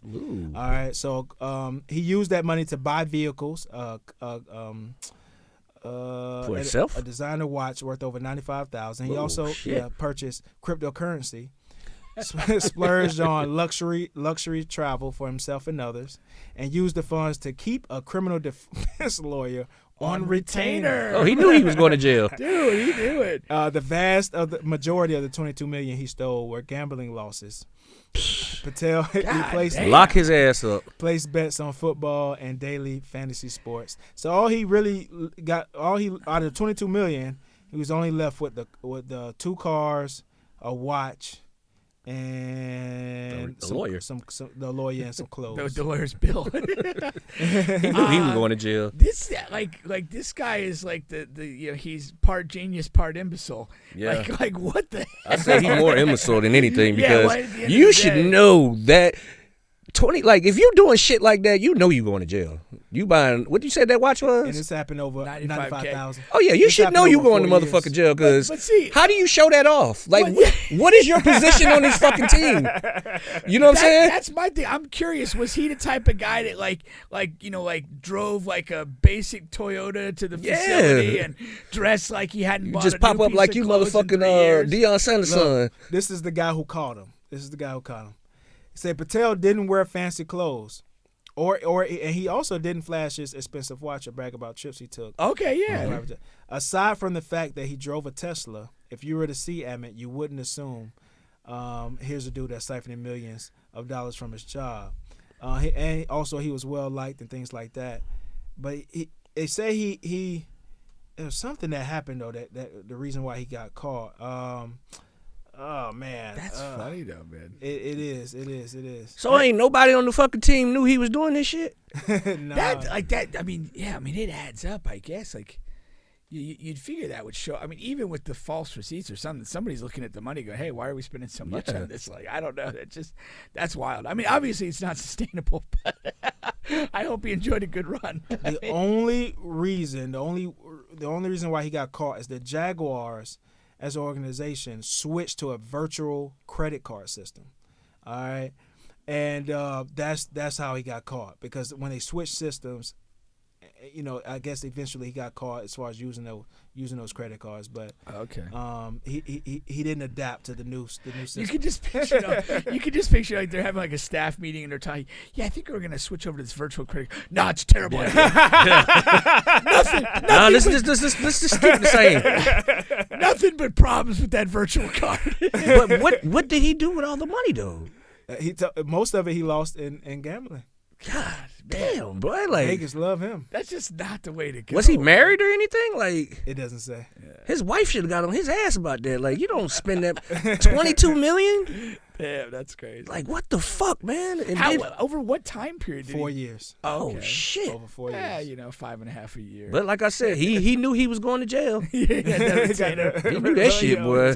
He got ready. Like that's wild, man. But I wonder what's the lawyer gonna do. Is he gonna get off? Or how does that work though? Okay, so he used that money to get a lawyer. Do he get to keep that lawyer knowing that was the money used from the team, or how does that work? I mean, like most criminal attorneys, the money they get is That's what I said. So they can't do nothing about that, right? Not. I mean, part of his sentencing, I would assume, would probably like include what do you call it when you have to pay this stuff back, like. A restitution. Yeah. So I mean, that's sure. I wouldn't be surprised also if this gambling thing is a front as well. Like if he has some money, like seems like stack an those, extraordinary amount of store money. those. Yes, that's what I said. That's a lot of Yeah, goddamn money. Like, you mean to tell me you ain't got nothing? 22 million in 4 years? He Come probably on, got bro. something stored away. Probably in his old lady name, you know. Yeah. Was he betting on the Jags? Like the Jags win the game but don't cover, and he's like devastated. Like, okay, we won, man. He's like, But what are you trying to turn the $20 million into? You have $20 fucking million. yeah. What are you trying to gamble? You trying to make it $100 million? I don't understand. Me neither. That's why I said it don't make sense to me. You already came up. Yeah. You're up. Yes, you're up. Like, what do you keep taking the and then money you're in. up and trying to be low key about it. Yeah. Like, it's no way in hell you gonna like. What were you trying to do? Yeah. You're eventually gonna slip up. All right. He must have was just betting on the Jaguars all the time and losing that shit. The Urban Meyer Jaguars. Yeah. Not this year. We're gonna win again. All right. Let's go with Columbia. Start a bench. The country? Yeah. Sure, why not? The home of cocaine. So I actually told a story over here that I eventually had to take down, but whatever. So you got these countries like Colombia, DR, things like that. We the passport bros, they go over there and they do their business with the women, and things of that nature. Now this U.S. comedian, all right, he went over there. He met a woman he found on social media, and she was talking good, and hey, this is how much it costs for a little coochie and for a little head, and this is where you can meet me at to get it. He's Okay? still stateside. No, he was in Colombia. Oh, during the social media talks, talking. yes. Okay. Yes. And then it just, yeah. dude, I'm okay with the road game, but that's an extreme road game. It's not if you're going over there. But yeah, I Don't make know. me feel bad because I may have done this. A time Yeah, or two. But I'm just saying you Maybe. ain't go over there just to trick though. You feel what I'm saying? Yeah, you go over there just to trick. No, I'm saying you ain't set it up before you leave, did you? That's what I'm saying. I'm like, coming. I want 5 pussies. Like, you know what I'm saying? Like, Yeah, you do. I thought you just go out there and you trick when you get out That's there. what I'm saying. You could do that too. No, but I thought that's the better play. It's this, it's different plays to make. but I think that's a bad play. Yeah, me too. Because I would, you're going to too much be paper trail. exchanging information, Yeah, and it's too much trail, paper all trail. that stuff, man. Like, Paper trail for what? just I don't know. like they're It's going just to be. coochie. It's your not wife, like your you- wife might see it or something. No, but what I'm saying is they're also like That's they're, accurate. That's they're true. getting information off you that they might be able to use. I don't know what. It's just too much information. So what happened? So they went. Okay, I'm finna tell you. Okay, you're right. So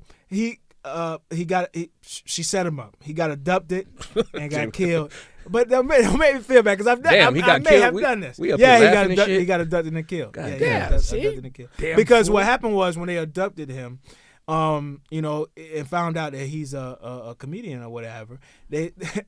It's not funny, but they requested $2,000, which seems like a low amount. Pretty low, yeah. But they it's Colombia, maybe a bad part of Colombia, a poor part of Colombia, and they didn't give the $2,000. Whoever he connected with to say, hey, I need $2,000 to get out of this.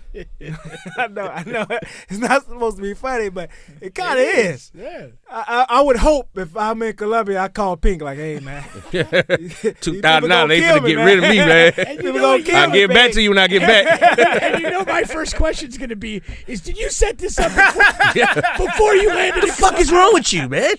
I told you about this. Yeah, because I'll trick when I get there. Yeah. There's Like, no, I want to see one of y'all hoes in front of the bar or something. That's Like, what I'm saying. That just seems like such a bad move. He might not even been communicating with a hoe. yeah, like he probably was talking to the dude that The whole killed him. time. Yeah. It's been the whole That's time. what I'm saying. Like, Yeah. that's an idiotic move, man. All right. Hey, he got what was coming. What's to the comedian name? Rest in peace to him. But It's a him. Spanish He's guy. done his last set. Come on, it's fucked up. come on, man. That'd be the title on fucking First 48. Comedian goes to Colombia. His last set. He said, man, he definitely. Kobe said he definitely went over the trick. On the Jacksonville thing though, he says, But they had other plans.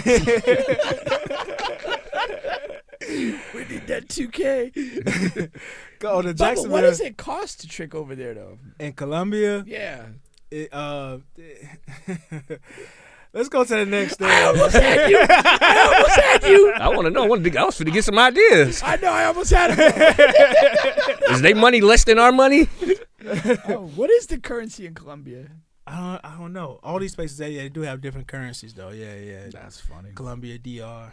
But are you better if you rock out with like U.S. dollars that they want the U.S. dollars versus their own currency? Because sometimes that's the case abroad. Yeah, it's just easier. Easier. It's easier to go over there with your. All right, let's go ahead. I don't know any of this shit, man. I've heard and I've read and I've watched YouTube. So what was the rumors you heard? The rumors I heard it's best if you go over with your money. You want to go over there with at least $500 to $700. Okay, that's a fair amount to have over there. Not that you're going to spend it all. Might want to start taking $2K just in case. And I know, right? I was just going to say, and typically, $700 for the pussy or just for the whole trip? No, typically it's the standard is $100 a woman. Now what happened is a lot of American men go over and they run up the price. So some women, from what I heard, some women will come over and they'll try to get you for $150, $200, and you just gotta negotiate and stand firm, and you gotta hit them with not Jordan Poole, not Jordan Poole. You hit them with the 50 or 75, and then you guys probably settle on 75 or 100. That's how you gotta do it. It's from what I heard. All right. Tense negotiations. What about anal? It's an extra 50, right? Okay, listen. A man who shot his girlfriend. Hey. Start a bench. Gotta start that guy. Yeah, go ahead, start that. So a man who shot his ex-girlfriend. Oh, of course. He shot his ex-girlfriend 15 times after she ignored his calls and texts. He was recently sentenced to life in prison. I mean, that was the sole reason he shot her? Yeah, sole reason why. He belonged there. Exactly. He belonged there. Oh, yeah, where do we go with that? I mean, it's not a whole lot of sides goddamn. to that one. 15 times? Y'all getting me in trouble, man. Talking about that you tricking in Colombia. I'm not tricking in Colombia. He just heard a lot about it. No, I mean, I don't know what to say about that. Like, I mean, yeah, clearly there had to have been more going on than just a few ignored texts and calls for this guy to come out firing like that. Yeah, that's some extreme shit there, boy. Yeah. He's beyond rehabilitation though, so it should be a life sentence, no parole. Should be a DP, death penalty. Yeah. Way to clean that up. Yeah, he deserved to be there. That's just. Maybe he was sent to DPs and she simply didn't notice it. Oh, Lord. All right, let's go next. Oprah, start a bench. Yes, God. Can we pop that balloon? Yeah. So apparently, they're doing a remake or something of The Color Purple. Have you heard about this? Yeah, I seen the preview for it. And Oprah. It hasn't already come out? No, it comes out like Christmas, I think. I was ignoring it like I ignored the first one, but carry on. The first one is a classic. I wasn't going to watch that. I love it. It's a classic. So basically, Oprah was a part of the casting, writing, and all of that good stuff. She says there was pressure to cast Beyonce or Rihanna. And she says, like, we're sitting in a room saying, listen, we love Beyonce, we love Rihanna, but there are other actresses who can do this job for sure. But a lot of other people wanted Beyonce and Rihanna. So she was rooting for other, like, young actresses to get this role. What you think about that? Do you think they needed Beyonce or Rihanna? No. I mean, there's no evidence that Rihanna can act, is there? I was gonna say Beyonce is a decent. Beyonce's actress. been in a few things and she's okay. Rihanna played in Battleship. Battleship. I forgot about the great film Battleship. I haven't seen that. Like I said, Rihanna can't act. There's no evidence of her being able to act. Battleship notwithstanding. I mean, should be nice to look at though. If there's nude scenes, but if we're fully clothed the whole 2 hours, I mean, 3 hours. You know that shit long. We might as well have Ann in that thing. Yeah, I just I don't know. The only thing is, like, when she's saying there was pressure, like, the only question that comes to mind is who's applying the pressure? Like, what's going on? You're Oprah. Like, I thought this is kind of your show. Like, who's pressuring you on your own show? Like, that's more intriguing to me than whether Beyonce or whatever. But I get the idea. I mean, if I would assume, I mean, Color Purple has a built-in audience. It has people that will be curious if they can do the original justice or whatever. So it's a great opportunity. And if you're looking from Oprah's perspective, I would rather put this great opportunity on a young actress who can become something rather than somebody who's already essentially an established star in really an entirely different endeavor. And acting is at best a part-time thing for them. So I respect her decision on that. There's not a lot of decisions of hers I've respected, but I'll respect this one. And it's not a ton of sequels that have done well. None of them do that. Is it a sequel or is it more of like just kind of? It's like a remake. Yeah. I think they should have had. They should have got both of them in it because it's a musical now. It's not a actual. It's a straight musical though. I won't say it's a straight musical, but I think it's they focus more of singing and shit on this one than the actual movie. There was a couple singing moments in the first one, like in the church. But I think they really focusing They're gonna on do more singing and stuff because I think they got the Fantasia, a couple other singers and stuff. So okay, well, I would have got both of them. They gonna sell tickets and they fucking up all these remakes any fucking way. So get them two, sell the tickets, call it a day. I like new talent. Not has-beens. What was the comedy, the most recent comedy remake, the big one? House Party. No. With Eddie Murphy. Oh, Coming to America. Coming to America. Yeah. It wasn't terrible. I liked it. I thought it was decent. Yeah, I liked it. I watched about 3/4 of it, and it just never really got me. Because what you got to do is you got to let go it's of tough, the original. Yeah, you got to let that go. You got to. It's not that. So you know what I mean. But overall, I thought it was a cool movie. I thought it was decent. Yeah. I watched it twice. I watched it 2-3 times. It wasn't bad. What about last one? What about How High To? That shit was trash. I thought the storyline was decent. Nah, man. But they got the wrong actors. They got that wrong. Was that Uzi? No, not Uzi. That was Lil Yachty and DC Young Fly. Yachty and DC. They just got that wrong. Like I'm sorry. They just those got that two wrong. Yeah. Coming to America wasn't wrong. I think that was a good storyline. Yeah. I mean, the best it could possibly be done to add on to, you know what I mean? That How High shit was just some bullshit, bro. Like, that's some bullshit, bro. Like, how the fuck you gonna do How High without Method Man and Redman? Like, that's tough. At least to have a guest appearance in there or something. Like, you know what I mean? That's not a bad move if you kind of loop them in some way. Yeah, like something, or at least have them involved. Like, hey, these are sons or something, bro. Like, I like that. That shit was some bullshit. Yeah. And that house party was some bullshit too. Shoulda. I'm fucking mad at LeBron for that. Should have hired D-Rugg for a consultant role there. That's right. Or even a part. All right, let's go. Portland Trailblazers start a bench. What's going on with Portland? I thought this was interesting. So Chauncey Billups, head coach, chewed out a couple players. Matisse Thybulle, one of them, and Jeremy Grant was the other. So after a loss, they got blowed out, and of course, Portland hasn't been the best since Dame left. Yeah, and they were getting blown out, and they were laughing on the bench. They were laughing, joking. Two guys on the bench, on the end of the bench, just laughing. Because they put ass out. Chauncey Billups got into him, and you know what I'm saying? Yeah, what the fuck are we laughing about? You see the scoreboard? What's going on? You guys not watching the game? What the fuck is going on? But you when you're watching the game, you see that a lot. Yeah. When guys are whether they're up or down, you in the cameras just somehow span to the bench, and these guys are just having a conversation, maybe talking about two hoes they smashed last night or something. You never know, and they're laughing, having a good time. And they're down 40 points in this game. I mean, from a coaching perspective, this is how I look at it. Like, you are reading situations and you're looking for moments that you can build off of, positively or negatively. And so, like, he just might have felt in his gut, like, okay, it's probably the first time somebody laughed during a blowout. Like, you could probably find video of him laughing at a blowout, in his own career.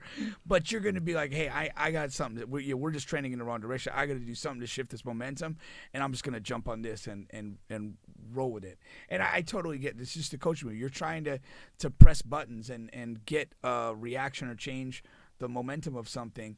So I'm sure that's basically just what it was. I like that take. You what you think about guys laughing on the end of the bench when they getting beat? If you down by 40, what the fuck you laughing at? Point blank, period. Yeah. I mean, I ain't gonna say it like that, but if you like really like kikiing and y'all on camera, and y'all home, you know what I'm saying? Y'all getting gutted out, 40 points, yeah. Chauncey Billups, you did the right shit. Cuss they motherfucking ass out. But it's also like you got to look at it too. It's like, teams and groups that have won a lot and they, okay, they're down. It doesn't happen very often, but whatever. But like a group like Portland that hasn't had any success with him there, like you really do got to kind of create a sterner mentality until you at least prove that you can win something. Not just him, like the players. Like the team. You dudes what have you done in the league? Anything? Like I haven't noticed. I've been What's with their you for record 2 right years, It's bad. They just one of the sorriest teams. One of there's a couple. Probably about fourth. Probably fourth worst in the league. I gotta say between Detroit and the Spurs, we have 2 epically bad teams right now. Yeah, and Philly just beat Detroit again tonight. So, but yeah, slide in Philly. Yeah, that's what I said. He got to throw in them 76. Yeah, I got to. There's 2 I left off here. One I don't want to talk about. We kind of talked about Jack LaVine. The Lakers are thinking about getting him. If they get him, we'll talk about it when. This one I thought was interesting. A mom shoots and kills. So it's an older mom, right? She's in her 60s or 70s. She shot and killed her 52-year-old daughter, because she wouldn't stop talking. Damn.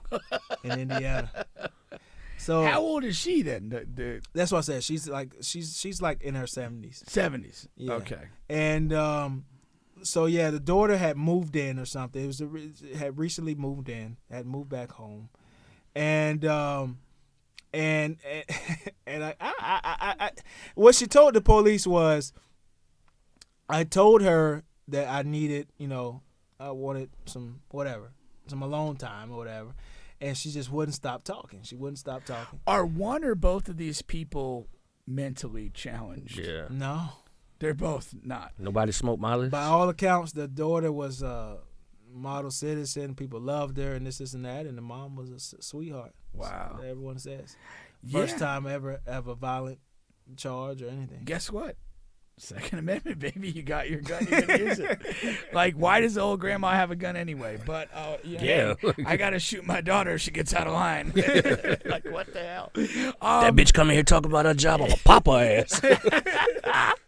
I'll shoot first and ask questions later. There go that thing talking about your job. You come in here complaining about your job every goddamn day. That's right. It's not funny, but at the same time, you come in and talk about your job every damn day. No, yeah. Right? It's enough. It's enough for the boss. That's crazy, man. I don't know. Maybe just further proof that adults don't need to live together. Yeah, you get to a certain point in your life, it's like, I don't need, people talking when I want quiet. Like, what's going on? Like, I don't know. I mean, it's sad, I guess, but what the hell? All right, let's start a bitch with Coach Pink and Coach D-Rugg there. All right, let's go here. We didn't have those 8. I forgot We're gonna go to Dion. I forgot it was a video. So basically, Dion is of course college football. We're entering the portal season, and National Signing Day is like the 20th, right around the corner. The early National Signing Day is the 20th, and then there's a subsequent one in February. But most of the business will be done on the 20th. Exactly. And we got Chris saying coming to America too was corny. All right, Chris. All right. So what we're gonna do is I'm gonna play a video. So Dion was in a recent interview. He's talking about the portal and things of that nature. And he said he compares it to free agency in another interview. I'm not sure if it's this one. And then we're going to talk about his success he's had so far. All right. We didn't have those 8 to 10 players that we need to get us over the hump. But guess what today is? It's portal day. I am in the portal like I'm not hard to find. You know I'm not hard to find. And guess what I'm finding? Lineman. Man. So they're dubbing Deion Sanders the Portal King as he's finding some success, getting those offensive linemen. Of course, if Colorado's number one issue that damn line. Above all was the offensive line, how poor the offensive line play was. All right. And basically he said his plan of attack is to go to the offensive line and then go to the defense. But he's going to get and also when he said that the portal he's treating it like free agency and things like of that nature, but he's also saying that he prefers the portal because these are guys who have played in college football 2, 3, 4 years already, and he prefers that over the incoming freshman class because it's such a bag. It's mixed bag. A guy could be 4 or 5 stars, but you really don't know what you got in him. Yeah. You know what I mean? Yeah. Especially with this NIL money, guys are just going to come in and get the money.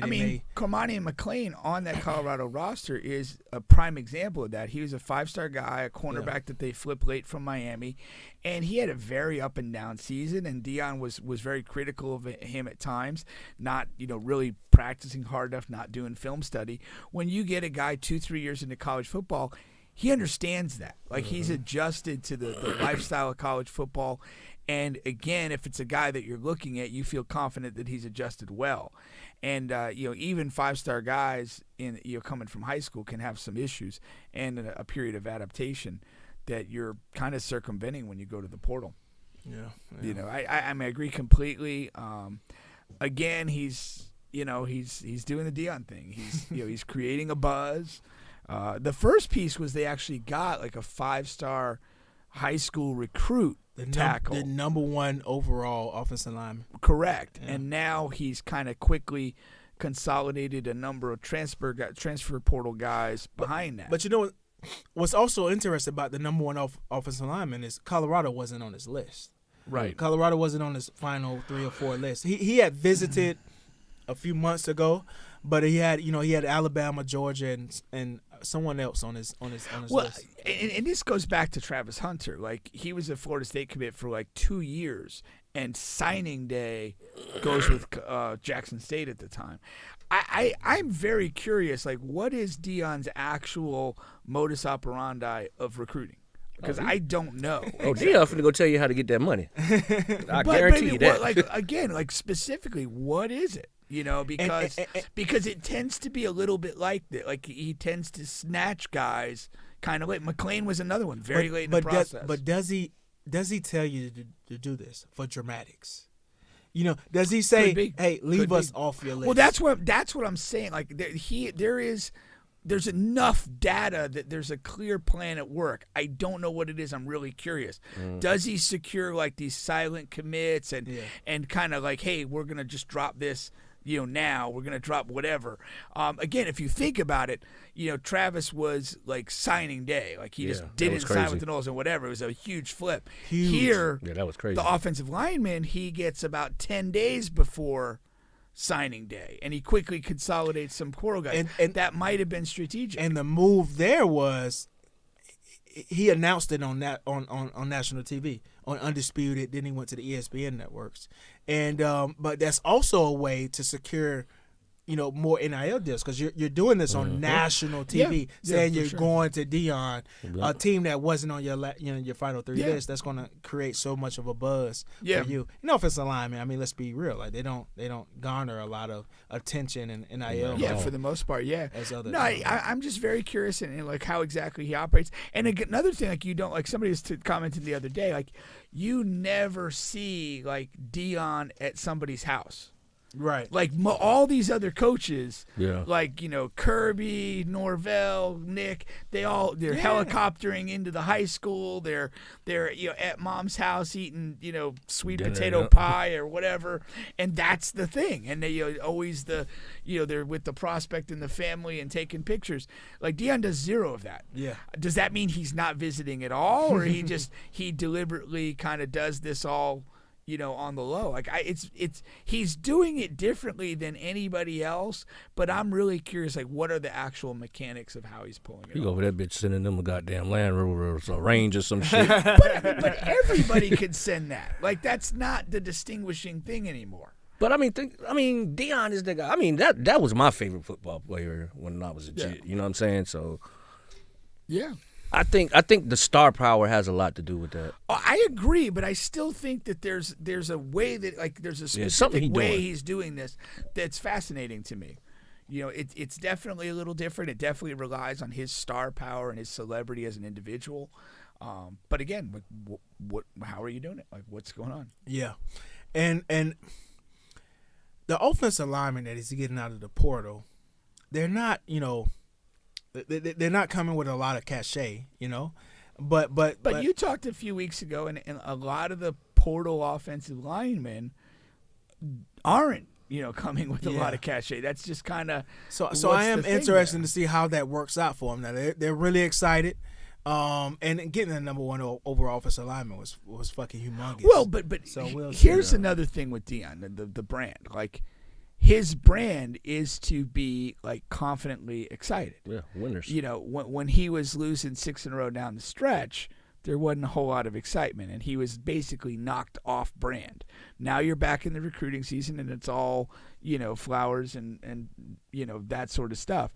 So, I mean, again, we'll see. Does it come together? To me, it's got to come together on the field, and we're not going to know yet. And it's, you know, I don't say that to diminish Deion, because it's just he had a lot of holes on the team. Is he going to be able to fill them and make it all work?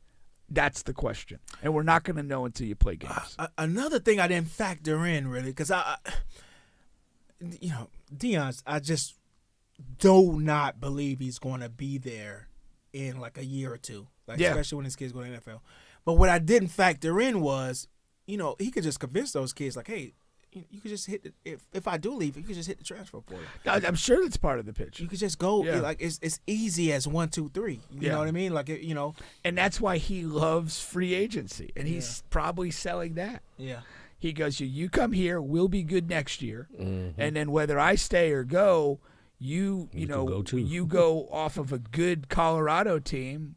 You know, having played for me, you're going to have cachet in this market again. Yeah, you know. Yeah, I think so.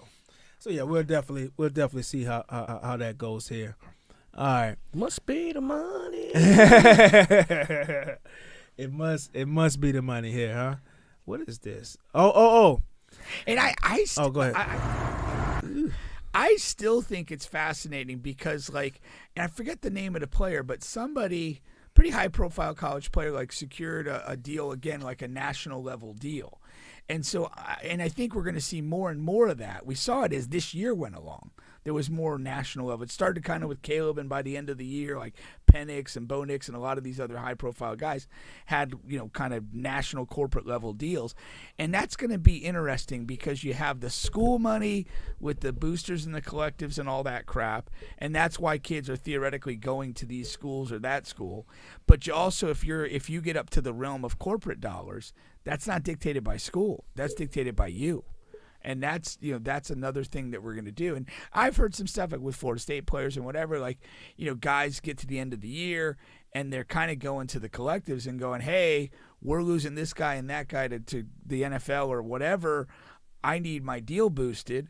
And if there's pushback, their leverage is to say, I'll go in the portal. And I'm sure that's happening, you know, with a lot of different schools. And, you know, it is kind of a wild, you know, it is the Wild West as far as that goes, because you're all over the place with this. Yeah, it is for sure. So yeah, we'll definitely see where Deion goes and with the rest of this signing day class, see where they fall in that, and of course once that happens, we'll see where Florida State, Florida, and Miami fall in that as well, as far as after National Signing Day on the 20th. Where I wanted to take this from here is, I don't know if you guys saw this movie that's trending on social media here, Leave the World Behind. Did you get to see that? Nah, I didn't get to watch it yet. You didn't get to watch it, but you seen people talk about it. Yeah. I'm planning on watching it. Yeah. And Pink, I know you saw a little bit of the preview and I saw the Netflix clip they show, and it kind of turned me off. I didn't see much that I wanted to carry on with, but yeah. Maybe I'm out of step with the populace. Well, you know, even when you're turned off, you can still get things done, you know. Is that how it goes down to your house? Well, listen, man, Leave the World Behind. That's like everyone's talking about it, and the reason why everyone's talking about it is and I don't want to ruin it for D-Rugg and the others who haven't seen it, but it's because of the ending. I want to explain. That's all out here. But yeah, people don't appreciate the ending. Now, this is what I'll say about the movie overall. I do think it was a really good movie. It's almost like, to compare it to sports, this movie was like the guy, and I know Pink is not going to like this guy, so he's not going to like the movie, but it's the guy who's coming down with the tight dribble, and he's dribbling, he's doing all these fancy stuff, he's shaking one guy, he's shaking the other guy, and you can't take the ball from him, and he knows where everybody is at, making the right passes, doing this, doing that, behind the back, faking people out, and then he gets to the rim and misses the layup. That's what this movie is about. Now, listen. I understand he missed the layup. You know, he didn't finish the play. But there's a lot you can take from him shaking and leaving by everybody else on the ground, and you couldn't take the ball from him. You could do a lot with that, okay? I thought that this is one of the best well-written movies I've seen in a long time. Like the writers, when they came off of this break or block or whatever they were on, trying to get more money.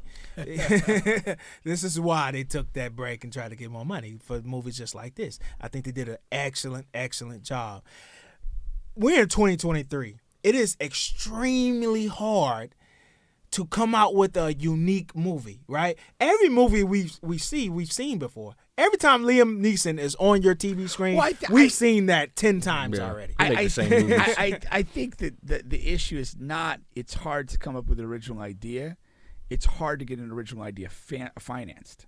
That's the break. I'm sure there's a ton of incredible ideas simmering.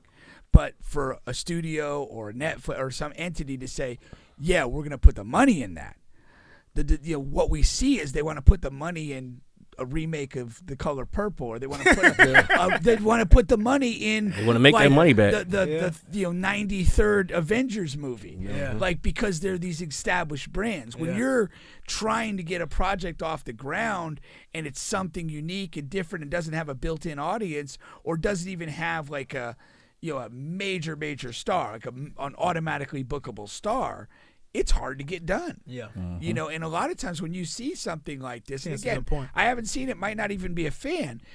It has good actors, and I've seen the actors, but there's no like first tier, DiCaprio, Tom Cruise level guy, Denzel. Right. So, credit for these people to get this thing off the ground. Yeah. Because that's a challenge. Yeah. And the problem is the director, he created this movie without a part 2 in mind, and that's what has the people up in arms. He has this unique ending that I don't even want to call it unique. I just want to call it just a lack of better judgment type ending, and but at the same time, it got people talking. It has people talking. It's a water cooler type movie because people are so invested in the movie that they wanted more from the ending. What was your real-time reaction to the ending? My real-time reaction is like, is this it? What was it's like I'm in the movie. You know how when you're in the movie theaters and the actual credits come on, but then maybe 5 minutes later they show you extra content. I'm at home. I'm watching all the credits. Like, okay, Michael Sanchez wrote the fucking hook to the second musical song. They're gonna come back and give me something.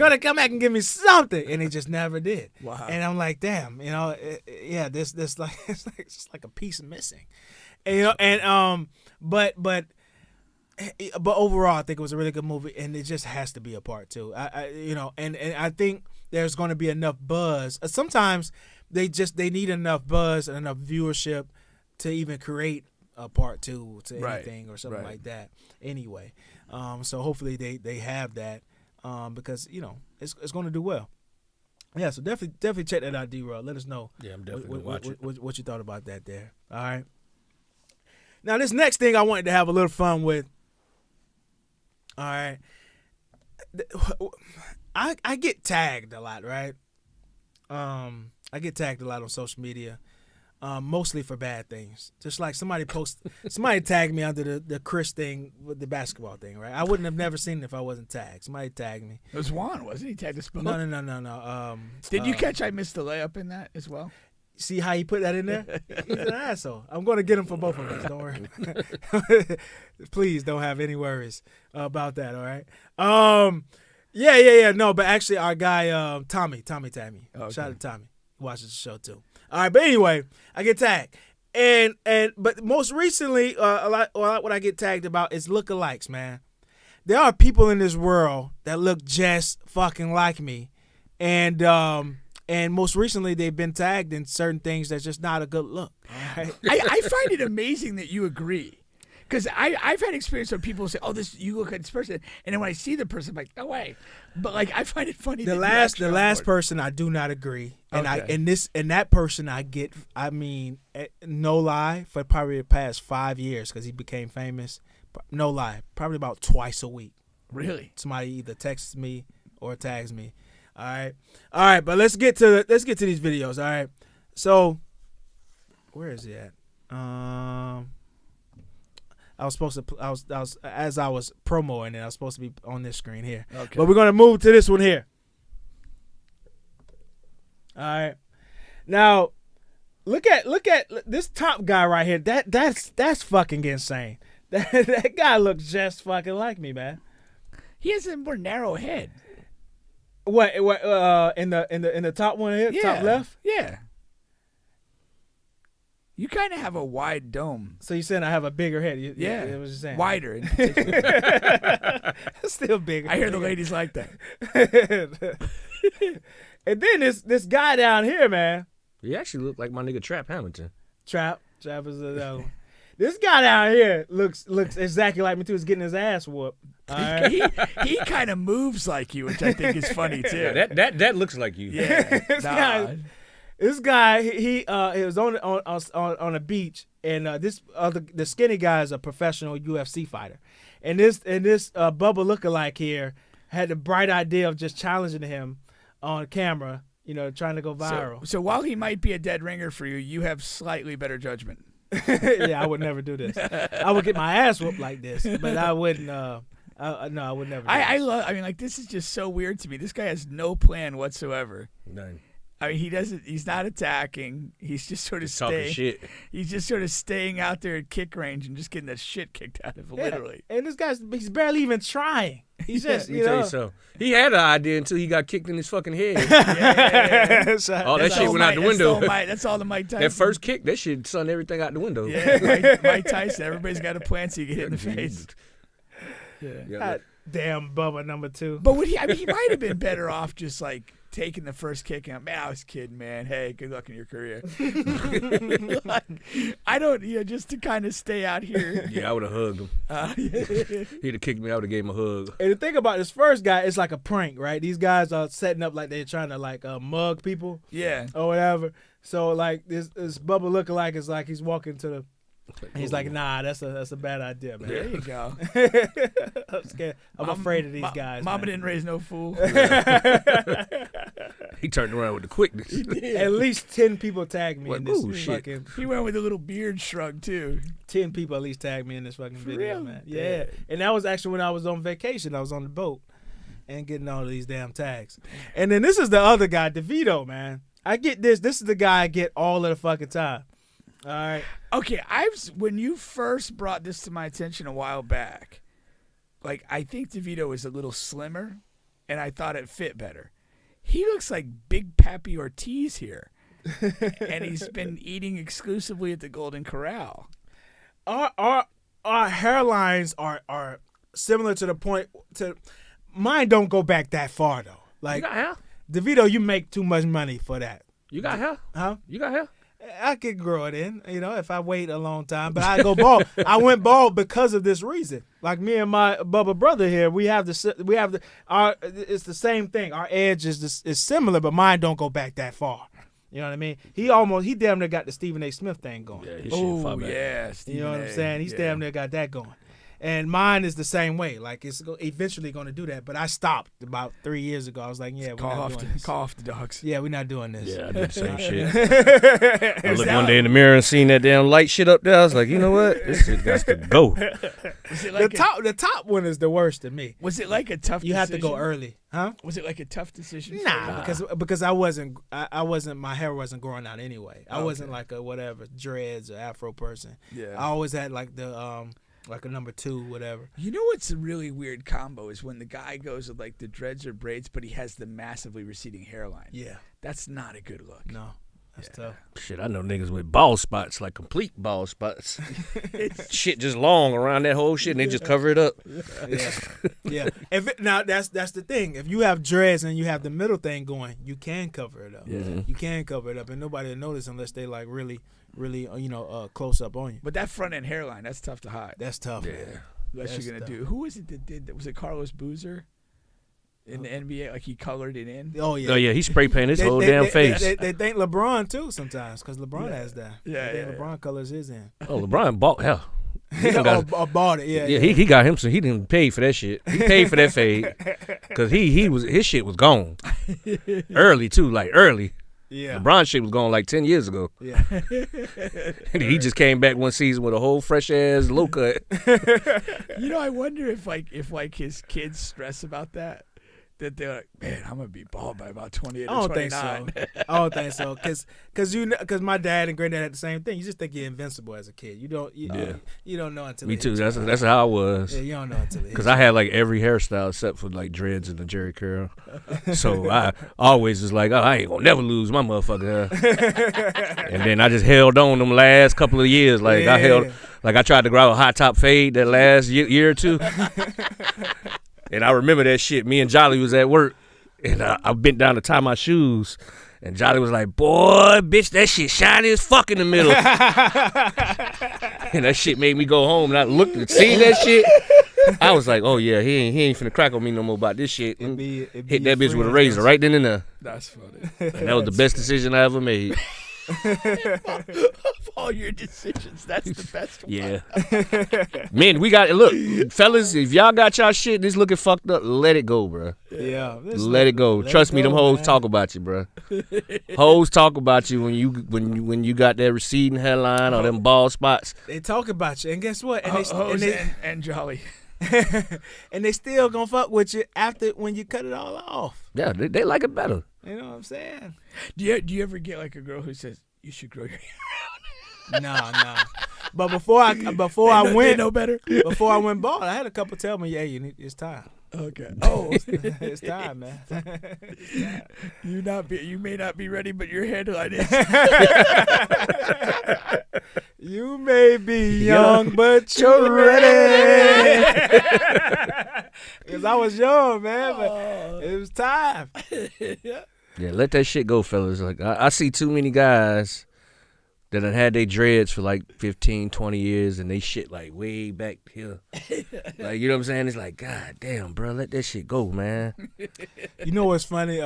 Thinking about that song, I saw this social media clip. It was this guy, a comedian, and he was talking about all the like questionable lyrics from artists that you don't think are whatever, like what's the word I'm looking for? Sexual abusers, pedophiles. Yeah. Oh yeah. And like that's one of them. He was saying like you may be young but you're ready. And that then was the hallmark. And then his verse is like you're not a little girl. Yeah. Yeah. Keith Sweat was on some. At least in my mind. That is a little girl, man. You can't make her believe she's not a little girl. That's a little girl. Yeah, she's 11, bro. Like, matter of fact, I don't even think Keith Sweat performs that song. For real? Yeah, I don't think he performed. It was blowback from that song. Yeah. Times have changed. Yeah, times. You know, the '80s they used to do that shit. It was cool back then. Yeah.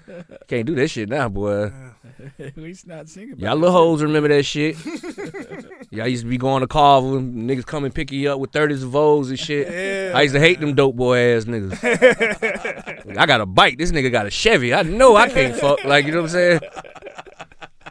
I hate them niggas, bro.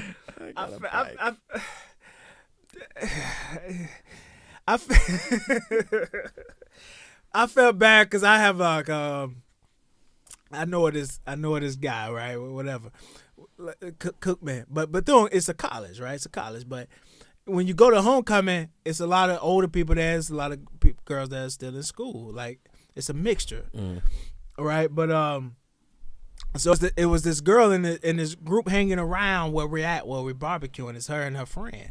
Now when you out at tailgating, you don't know, like, you know what I'm saying? Everybody is everybody, and you just, you know, having a good time. And it's an attractive girl, and I guess this guy tried to holler at her or whatever. All right. This guy that wasn't you. He tried to holler at her or whatever. He didn't know that she was still going to fucking Cookman at the time. You know what I'm saying? It's you know. You're relatively safe if they're in college. You're safe, but what I'm saying is, no, it's totally safe. You know what I'm saying? 1920 I mean, if she's over there at Father Lopez or Seabreeze. 1920, but still you don't know. Like, it's a fucking, you know. Yeah. I don't know, man. I don't know. What can you do? And then you get into Get off my ass. Josh Giddey's still playing. you get into the what they call it when we talked about this a couple weeks ago, when you're in that situation and you're the not the pimp but the help me out, man. What you paying the John? No, that's an old word for it. What they call it now?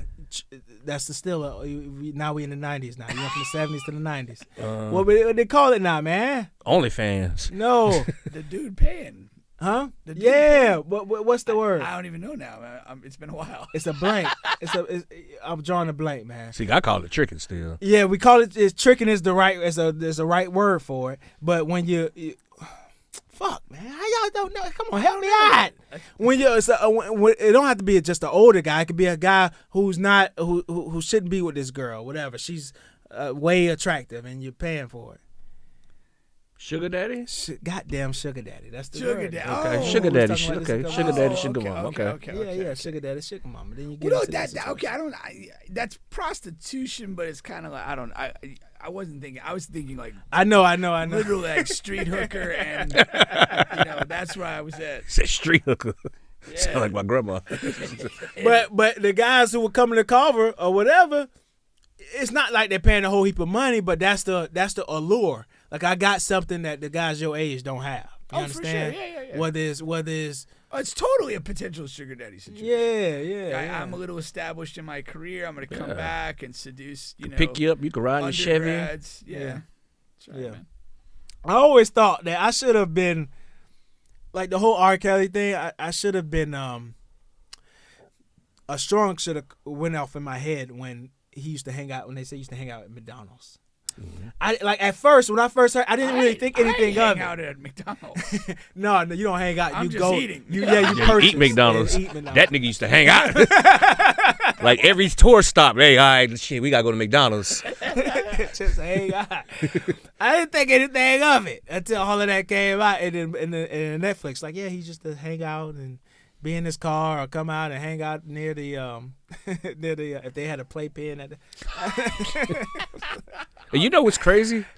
When I went to Chicago, they showed me where the McDonald's he used to hang out. His favorite McDonald's? Yeah. They like this shit is like a famous McDonald's there. Just like this the McDonald's R. Kelly used to be at. Like, god damn, like ooh, like that's sick. That's funny. Yeah, Chris got a sugar daddy. I didn't want to believe it at first, man. About R. Kelly, I didn't want to believe it. Oh, I believed it all. I didn't want to believe it. I seen the tape when it first came out. Oh, really? But we didn't believe it after the tape. Shit, I believed it. Nah, people believe it. You chose not to care. The tape sold me. Okay, believed it, but chose not to care. Yeah.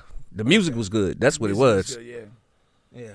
We don't want to lose them. Because you got to think when that tape. You got to think when that tape came out. Like that tape came out a day before Best of Both Worlds album dropped. Yeah, him and you know what I'm saying? Like literally, like it sabotaged that whole shit. So R. Kelly ain't have no other fucking choice but to get back in the studio. You know what I'm saying? Yeah. And what made us forget everything was "Step in the Man We Love." When that shit came out, everybody forgot everything. And that's one of my least favorite R. Kelly songs. Step in the Name of Love. It's just lame as shit. But that song, I don't give a damn what you're doing. At a black folks party, that shit is coming on. Yeah. Like, you know what I'm saying? Because I don't like it either. It was a transcendent song. It was in that, that thing. It just, people hear it. It's easy. It's like, yeah, dude. It's like, I remember when that song came out, I was at a barbecue and they played that shit at least like 12 times, bro. Like, literally, like, they kept playing this fucking song. That and the remix. Like, you know what I'm saying? And I'm just like, fuck. Like, you just totally forgot about that tape. But I never forgot about that tape. Like I felt bad watching that shit. Yeah, I never saw the tape, but yeah, I just was like, somebody him peeing on the girl. Yeah, because my boy, shout out to my dog Twin, we was over there trapping in Woodman Way. He came through the block with that shit. He had a trunk full of them bitches. Like for real, he had like when it was on like DVD. This is before DVD. It was on VHS. Yeah, this is VHS tapes. You know what I'm saying? And he pulled up with a trunk full of them bitches, and I gave him some weed for it. We put the shit in. We ain't thinking that. Because it was two girls before the young girl. He had one grown woman he was playing with. Then he had a chick after that. He started like eating her ass and shit. And then after that, they went into. It looked like he was in a cabin or something. And they had a little girl come out. Like, she looked like a little 14-year-old girl. Wow. And she was, like, pissing on herself and shit and dancing. And then he just, like, started pissing in her mouth and shit. And we were just like, that shit shut the whole trap up. Like, everybody was just like. But was it like, because I never saw the tape either. Was it like the Boondocks where it's like she was complicit? Like she was. Oh, she was, nigga. She was down. Oh, nigga. She was sitting there with her fucking mouth open. Because I'm going to tell you something. I was legit. You understand? But there was some, it's some off the chain 14, 15-year-old Oh, of course. I was fucking around 14. You know what I mean? 12. But I'm like, it's some off the hedges. Like it's some 14, 15-year-old girls that's but trained, Kelly was like 30 something. What I'm saying, by but guys. part of this, like, if you're not off the chain, like, you're never in that situation to begin with. You're never around a grown man like that, like, ever. Like, it's just not happening. Yeah. You know what I mean? Think like, unless you're abducted. Unless you're literally like straight, windowless van picking you up on the sidewalk. But R. Kelly, he gave us all the signs we needed. We just didn't pay attention. That's what the man called himself the Pied Piper of R&B. That's my original point. Like what the Pied Piper used to do. He come play the flute and all the fucking kids come out. Yeah. That's what he used to do. Sing them songs. All the girls go to McDonald's. Yeah. Like, you know what I'm saying? Like, so. You don't listen to the songs. You don't think his background kind of excused it a little bit? Nothing don't excuse that. Yeah. Nothing don't excuse that. Like, you can't excuse that. Yeah, I mean, like, his background probably got something to do with it. It could help explain it. Yeah, but I don't think it there's excuse a it. difference between explaining and excusing. Because he was a bad man. Yeah, he was a very bad man, and then he put it in the music. Yeah, Seems Like You're Ready is fucking crazy. Yeah. If you listen to it in 2023. Yeah. And I love that song, but it seems like you're ready. Yeah. I could have sworn you was ready. I listened to it. You ready to go all the way? That's some shit you tell a virgin. I listened to it, chopped and screw. Yeah. That's some shit you telling the virgin, like a little, like, you know what I'm saying? Seems like it. I'm not sure, but it sure. Not seems even like that it. whole 12 play album is that whole 12 play album is fucked up, bro. It's like it's lyrics literally for those girls. It's that like, nigga got a song on that album called "I Like to Crotch on You." I like to crotch on you. Yes. Like, how do you tell a girl I like to crotch on you? Like, what? Like, hopefully, he's talking about a girl. he did a lot of that. Like, check it. Look at Aaliyah's first album. Oh God. Age Ain't Nothing But a Number. Yeah. And this nigga is hiding behind the wall like this on the album cover. True. Why the fuck are you on the album cover of this girl's album in the cut? Age ain't nothing but a number. Yeah. Like, you know what I'm saying? Like, and they said people knew about that relationship or whatever. Yeah, they did. But that shit went public. That's the thing. Like they could have stopped it back then. We talked about this last week with Diddy. Like, the thing with a lot of this, like, it's there. It's in front of people, but they're choosing not to see it for what it is. It's just like, if that's who you are, like, you can't really hide that. Like, Diddy been in our faces with this shit for years. That's what I'm saying. Like, it just look at all them old interviews. Dog, I was watching the old interview with him, Kevin Hart, and Usher. Yeah, that was a. And when I tell you that shit was so awkward and like. Because Kevin Hart's sitting there looking like, what the fuck? Like, they were telling stories. Like, and he just telling, we used to lay in the bed. Yeah. And Usher looking like, okay, don't do this right now. and Kevin Hart just looking like, what the fuck? Like, you know what I'm saying? It is so much shit now. Because when that shit happened with Diddy, I went down the rabbit hole of, like, watching all the old shit and just, it's a lot of shit he was doing in them videos. Matter of fact, the video with him and R. Kelly, Satisfy You. Diddy, two guys in the bed. Diddy runs full speed down the hallway. Full speed. Check the video when y'all get a chance. He runs full speed down this fucking hallway and jumps in the bed with these two guys. If that's not the most punky shit, you know what I'm saying? Like, bro, what is you doing, bro? Like, if you put that in context, like you're mapping out this video, and like somebody suggests that's what you do, like. would any of us be like, great idea, let's do it? Yeah, like, you know what I'm saying? At no point But did like he this- feel like, nah, man, I ain't doing that. Like if but like this, if that was us and we did that video and we had a playback for that, I'd be like, hey, Bubba, nah, bro, you gotta cut that shit, bro. Like you gotta cut that out the video, bro. That shit don't look right. Like, you know what I'm saying? But Diddy's been very suspect in our eyes for a long time. Yeah. We've been hearing these stories for a long Been time. hearing the story. I've been hearing the Diddy stories for a long time. I think though I think like there's always people that know, and that's where the stories start to emanate from. And they're not like where there's smoke, there's fire. There's not like nobody's going around just completely fabricating something about like R. Kelly liking young girls or Diddy maybe being bisexual or whatever, or Michael Jackson liking young boys. There's something that makes that a whisper. That there's some behavior going on that somebody sees that starts that whisper. It just does not come from nowhere. Yeah, he did something to somebody in the higher ups. Because it's crazy how all this shit is just coming out. Like for years, we thought he owned Ciroc. Yeah. Now all of a sudden, he's like, oh, that motherfucker never owned us. Like, you know what I'm saying? It's like, wait a minute, what? Like, you know what I'm saying? Yeah. That's crazy. But he done something to somebody. But I said that shit, though. When Keefe D got arrested for that Tupac shit, I said, Diddy finna go down for something. I don't know what it is, but I'm on a podcast saying that a couple of times, too. But, yeah, he's definitely, I said, he's going down. Yeah, we coming up against the time, but why would Keefe like just come out of the blue with all of this? But I guess they said he said it before. He been saying it. Yeah, He's been saying it. He wrote a book on it too. But why is it being highlighted now about the Tupac stuff and how he? I guess it's just time to shake the industry up right now. You know what I mean? That's the timing is always the weirdest thing. Like yes. Again, you know, like people will say stuff, people will do stuff, people will hear whispers, but when it becomes actionable, when it becomes something of substance, that's the freakiest part of all this. Yeah, because it's been like 10 years. He's been admitting this for a long time. And then you got what's his name taking the credit for it, but he's what's DJ Vlad taking the credit for it, but he's been saying it like you said, man. He wrote a book on it. Like this is a national bestseller. He wrote a book on this shit. That's crazy. He didn't imply like, hey, but he always said it was me, my nephew, another guy, and another guy. I ain't gonna say what happened, but you know what I'm saying? And it's like, so y'all was in the car? Like, we don't need to know shit else now. Like, because if that was any one of us, we would have been with the fucking jail because we're an accessory to a murder. Yeah. You know what I'm saying? But he's been saying this shit for years, so. Did he say why? Why?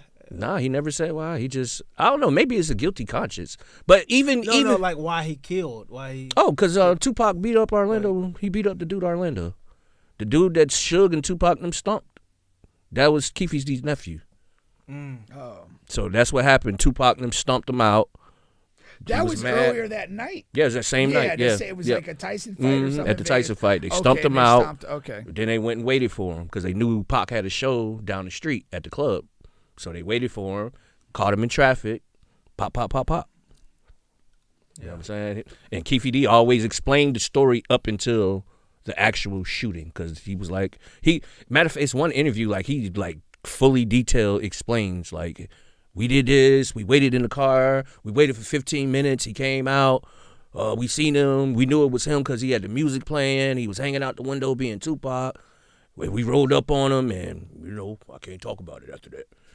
Like, you know what I'm saying? It's like, bitch, you're right to the edge. Yeah, like, it's like, you did it already now, you might as well say what happened, like, you know what I'm saying? But now it's coming out because they were saying Diddy paid for that. Because, you know, Keefe D used to protect Bad Boy. Yeah. Suge them was Bloods, Keefe D when them was Crips, and that's who Diddy hired to protect him when he was on the West Coast, was Keefe D and the Southside Crips. Yeah. Yeah. And then you got 50 in the middle, trying to expose it all. I don't understand that relationship with them two. Diddy and 50? Yeah, man. Yeah. Because one thing about it, 50, he talk a lot of shit about Diddy, and Diddy don't do a motherfucking thing to him. That's like, true. You know what I'm saying? 50 he never fires back at all. What? He never did shit to 50. Everybody else done did some shit to Diddy.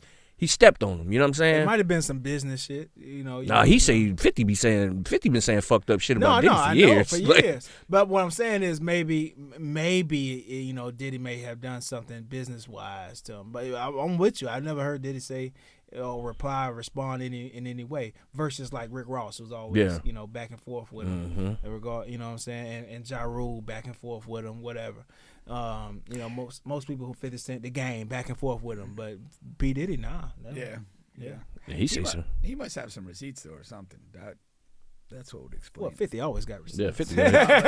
I think Diddy know how petty 50 is. Something really good on like 50 probably will really explain. He'll probably really expose some shit on him, knowing 50. You know what I mean? 50's petty like that. So because what hasn't been like, it's still the rumors about Diddy being gay, but nobody really knows that hasn't been really fully exposed.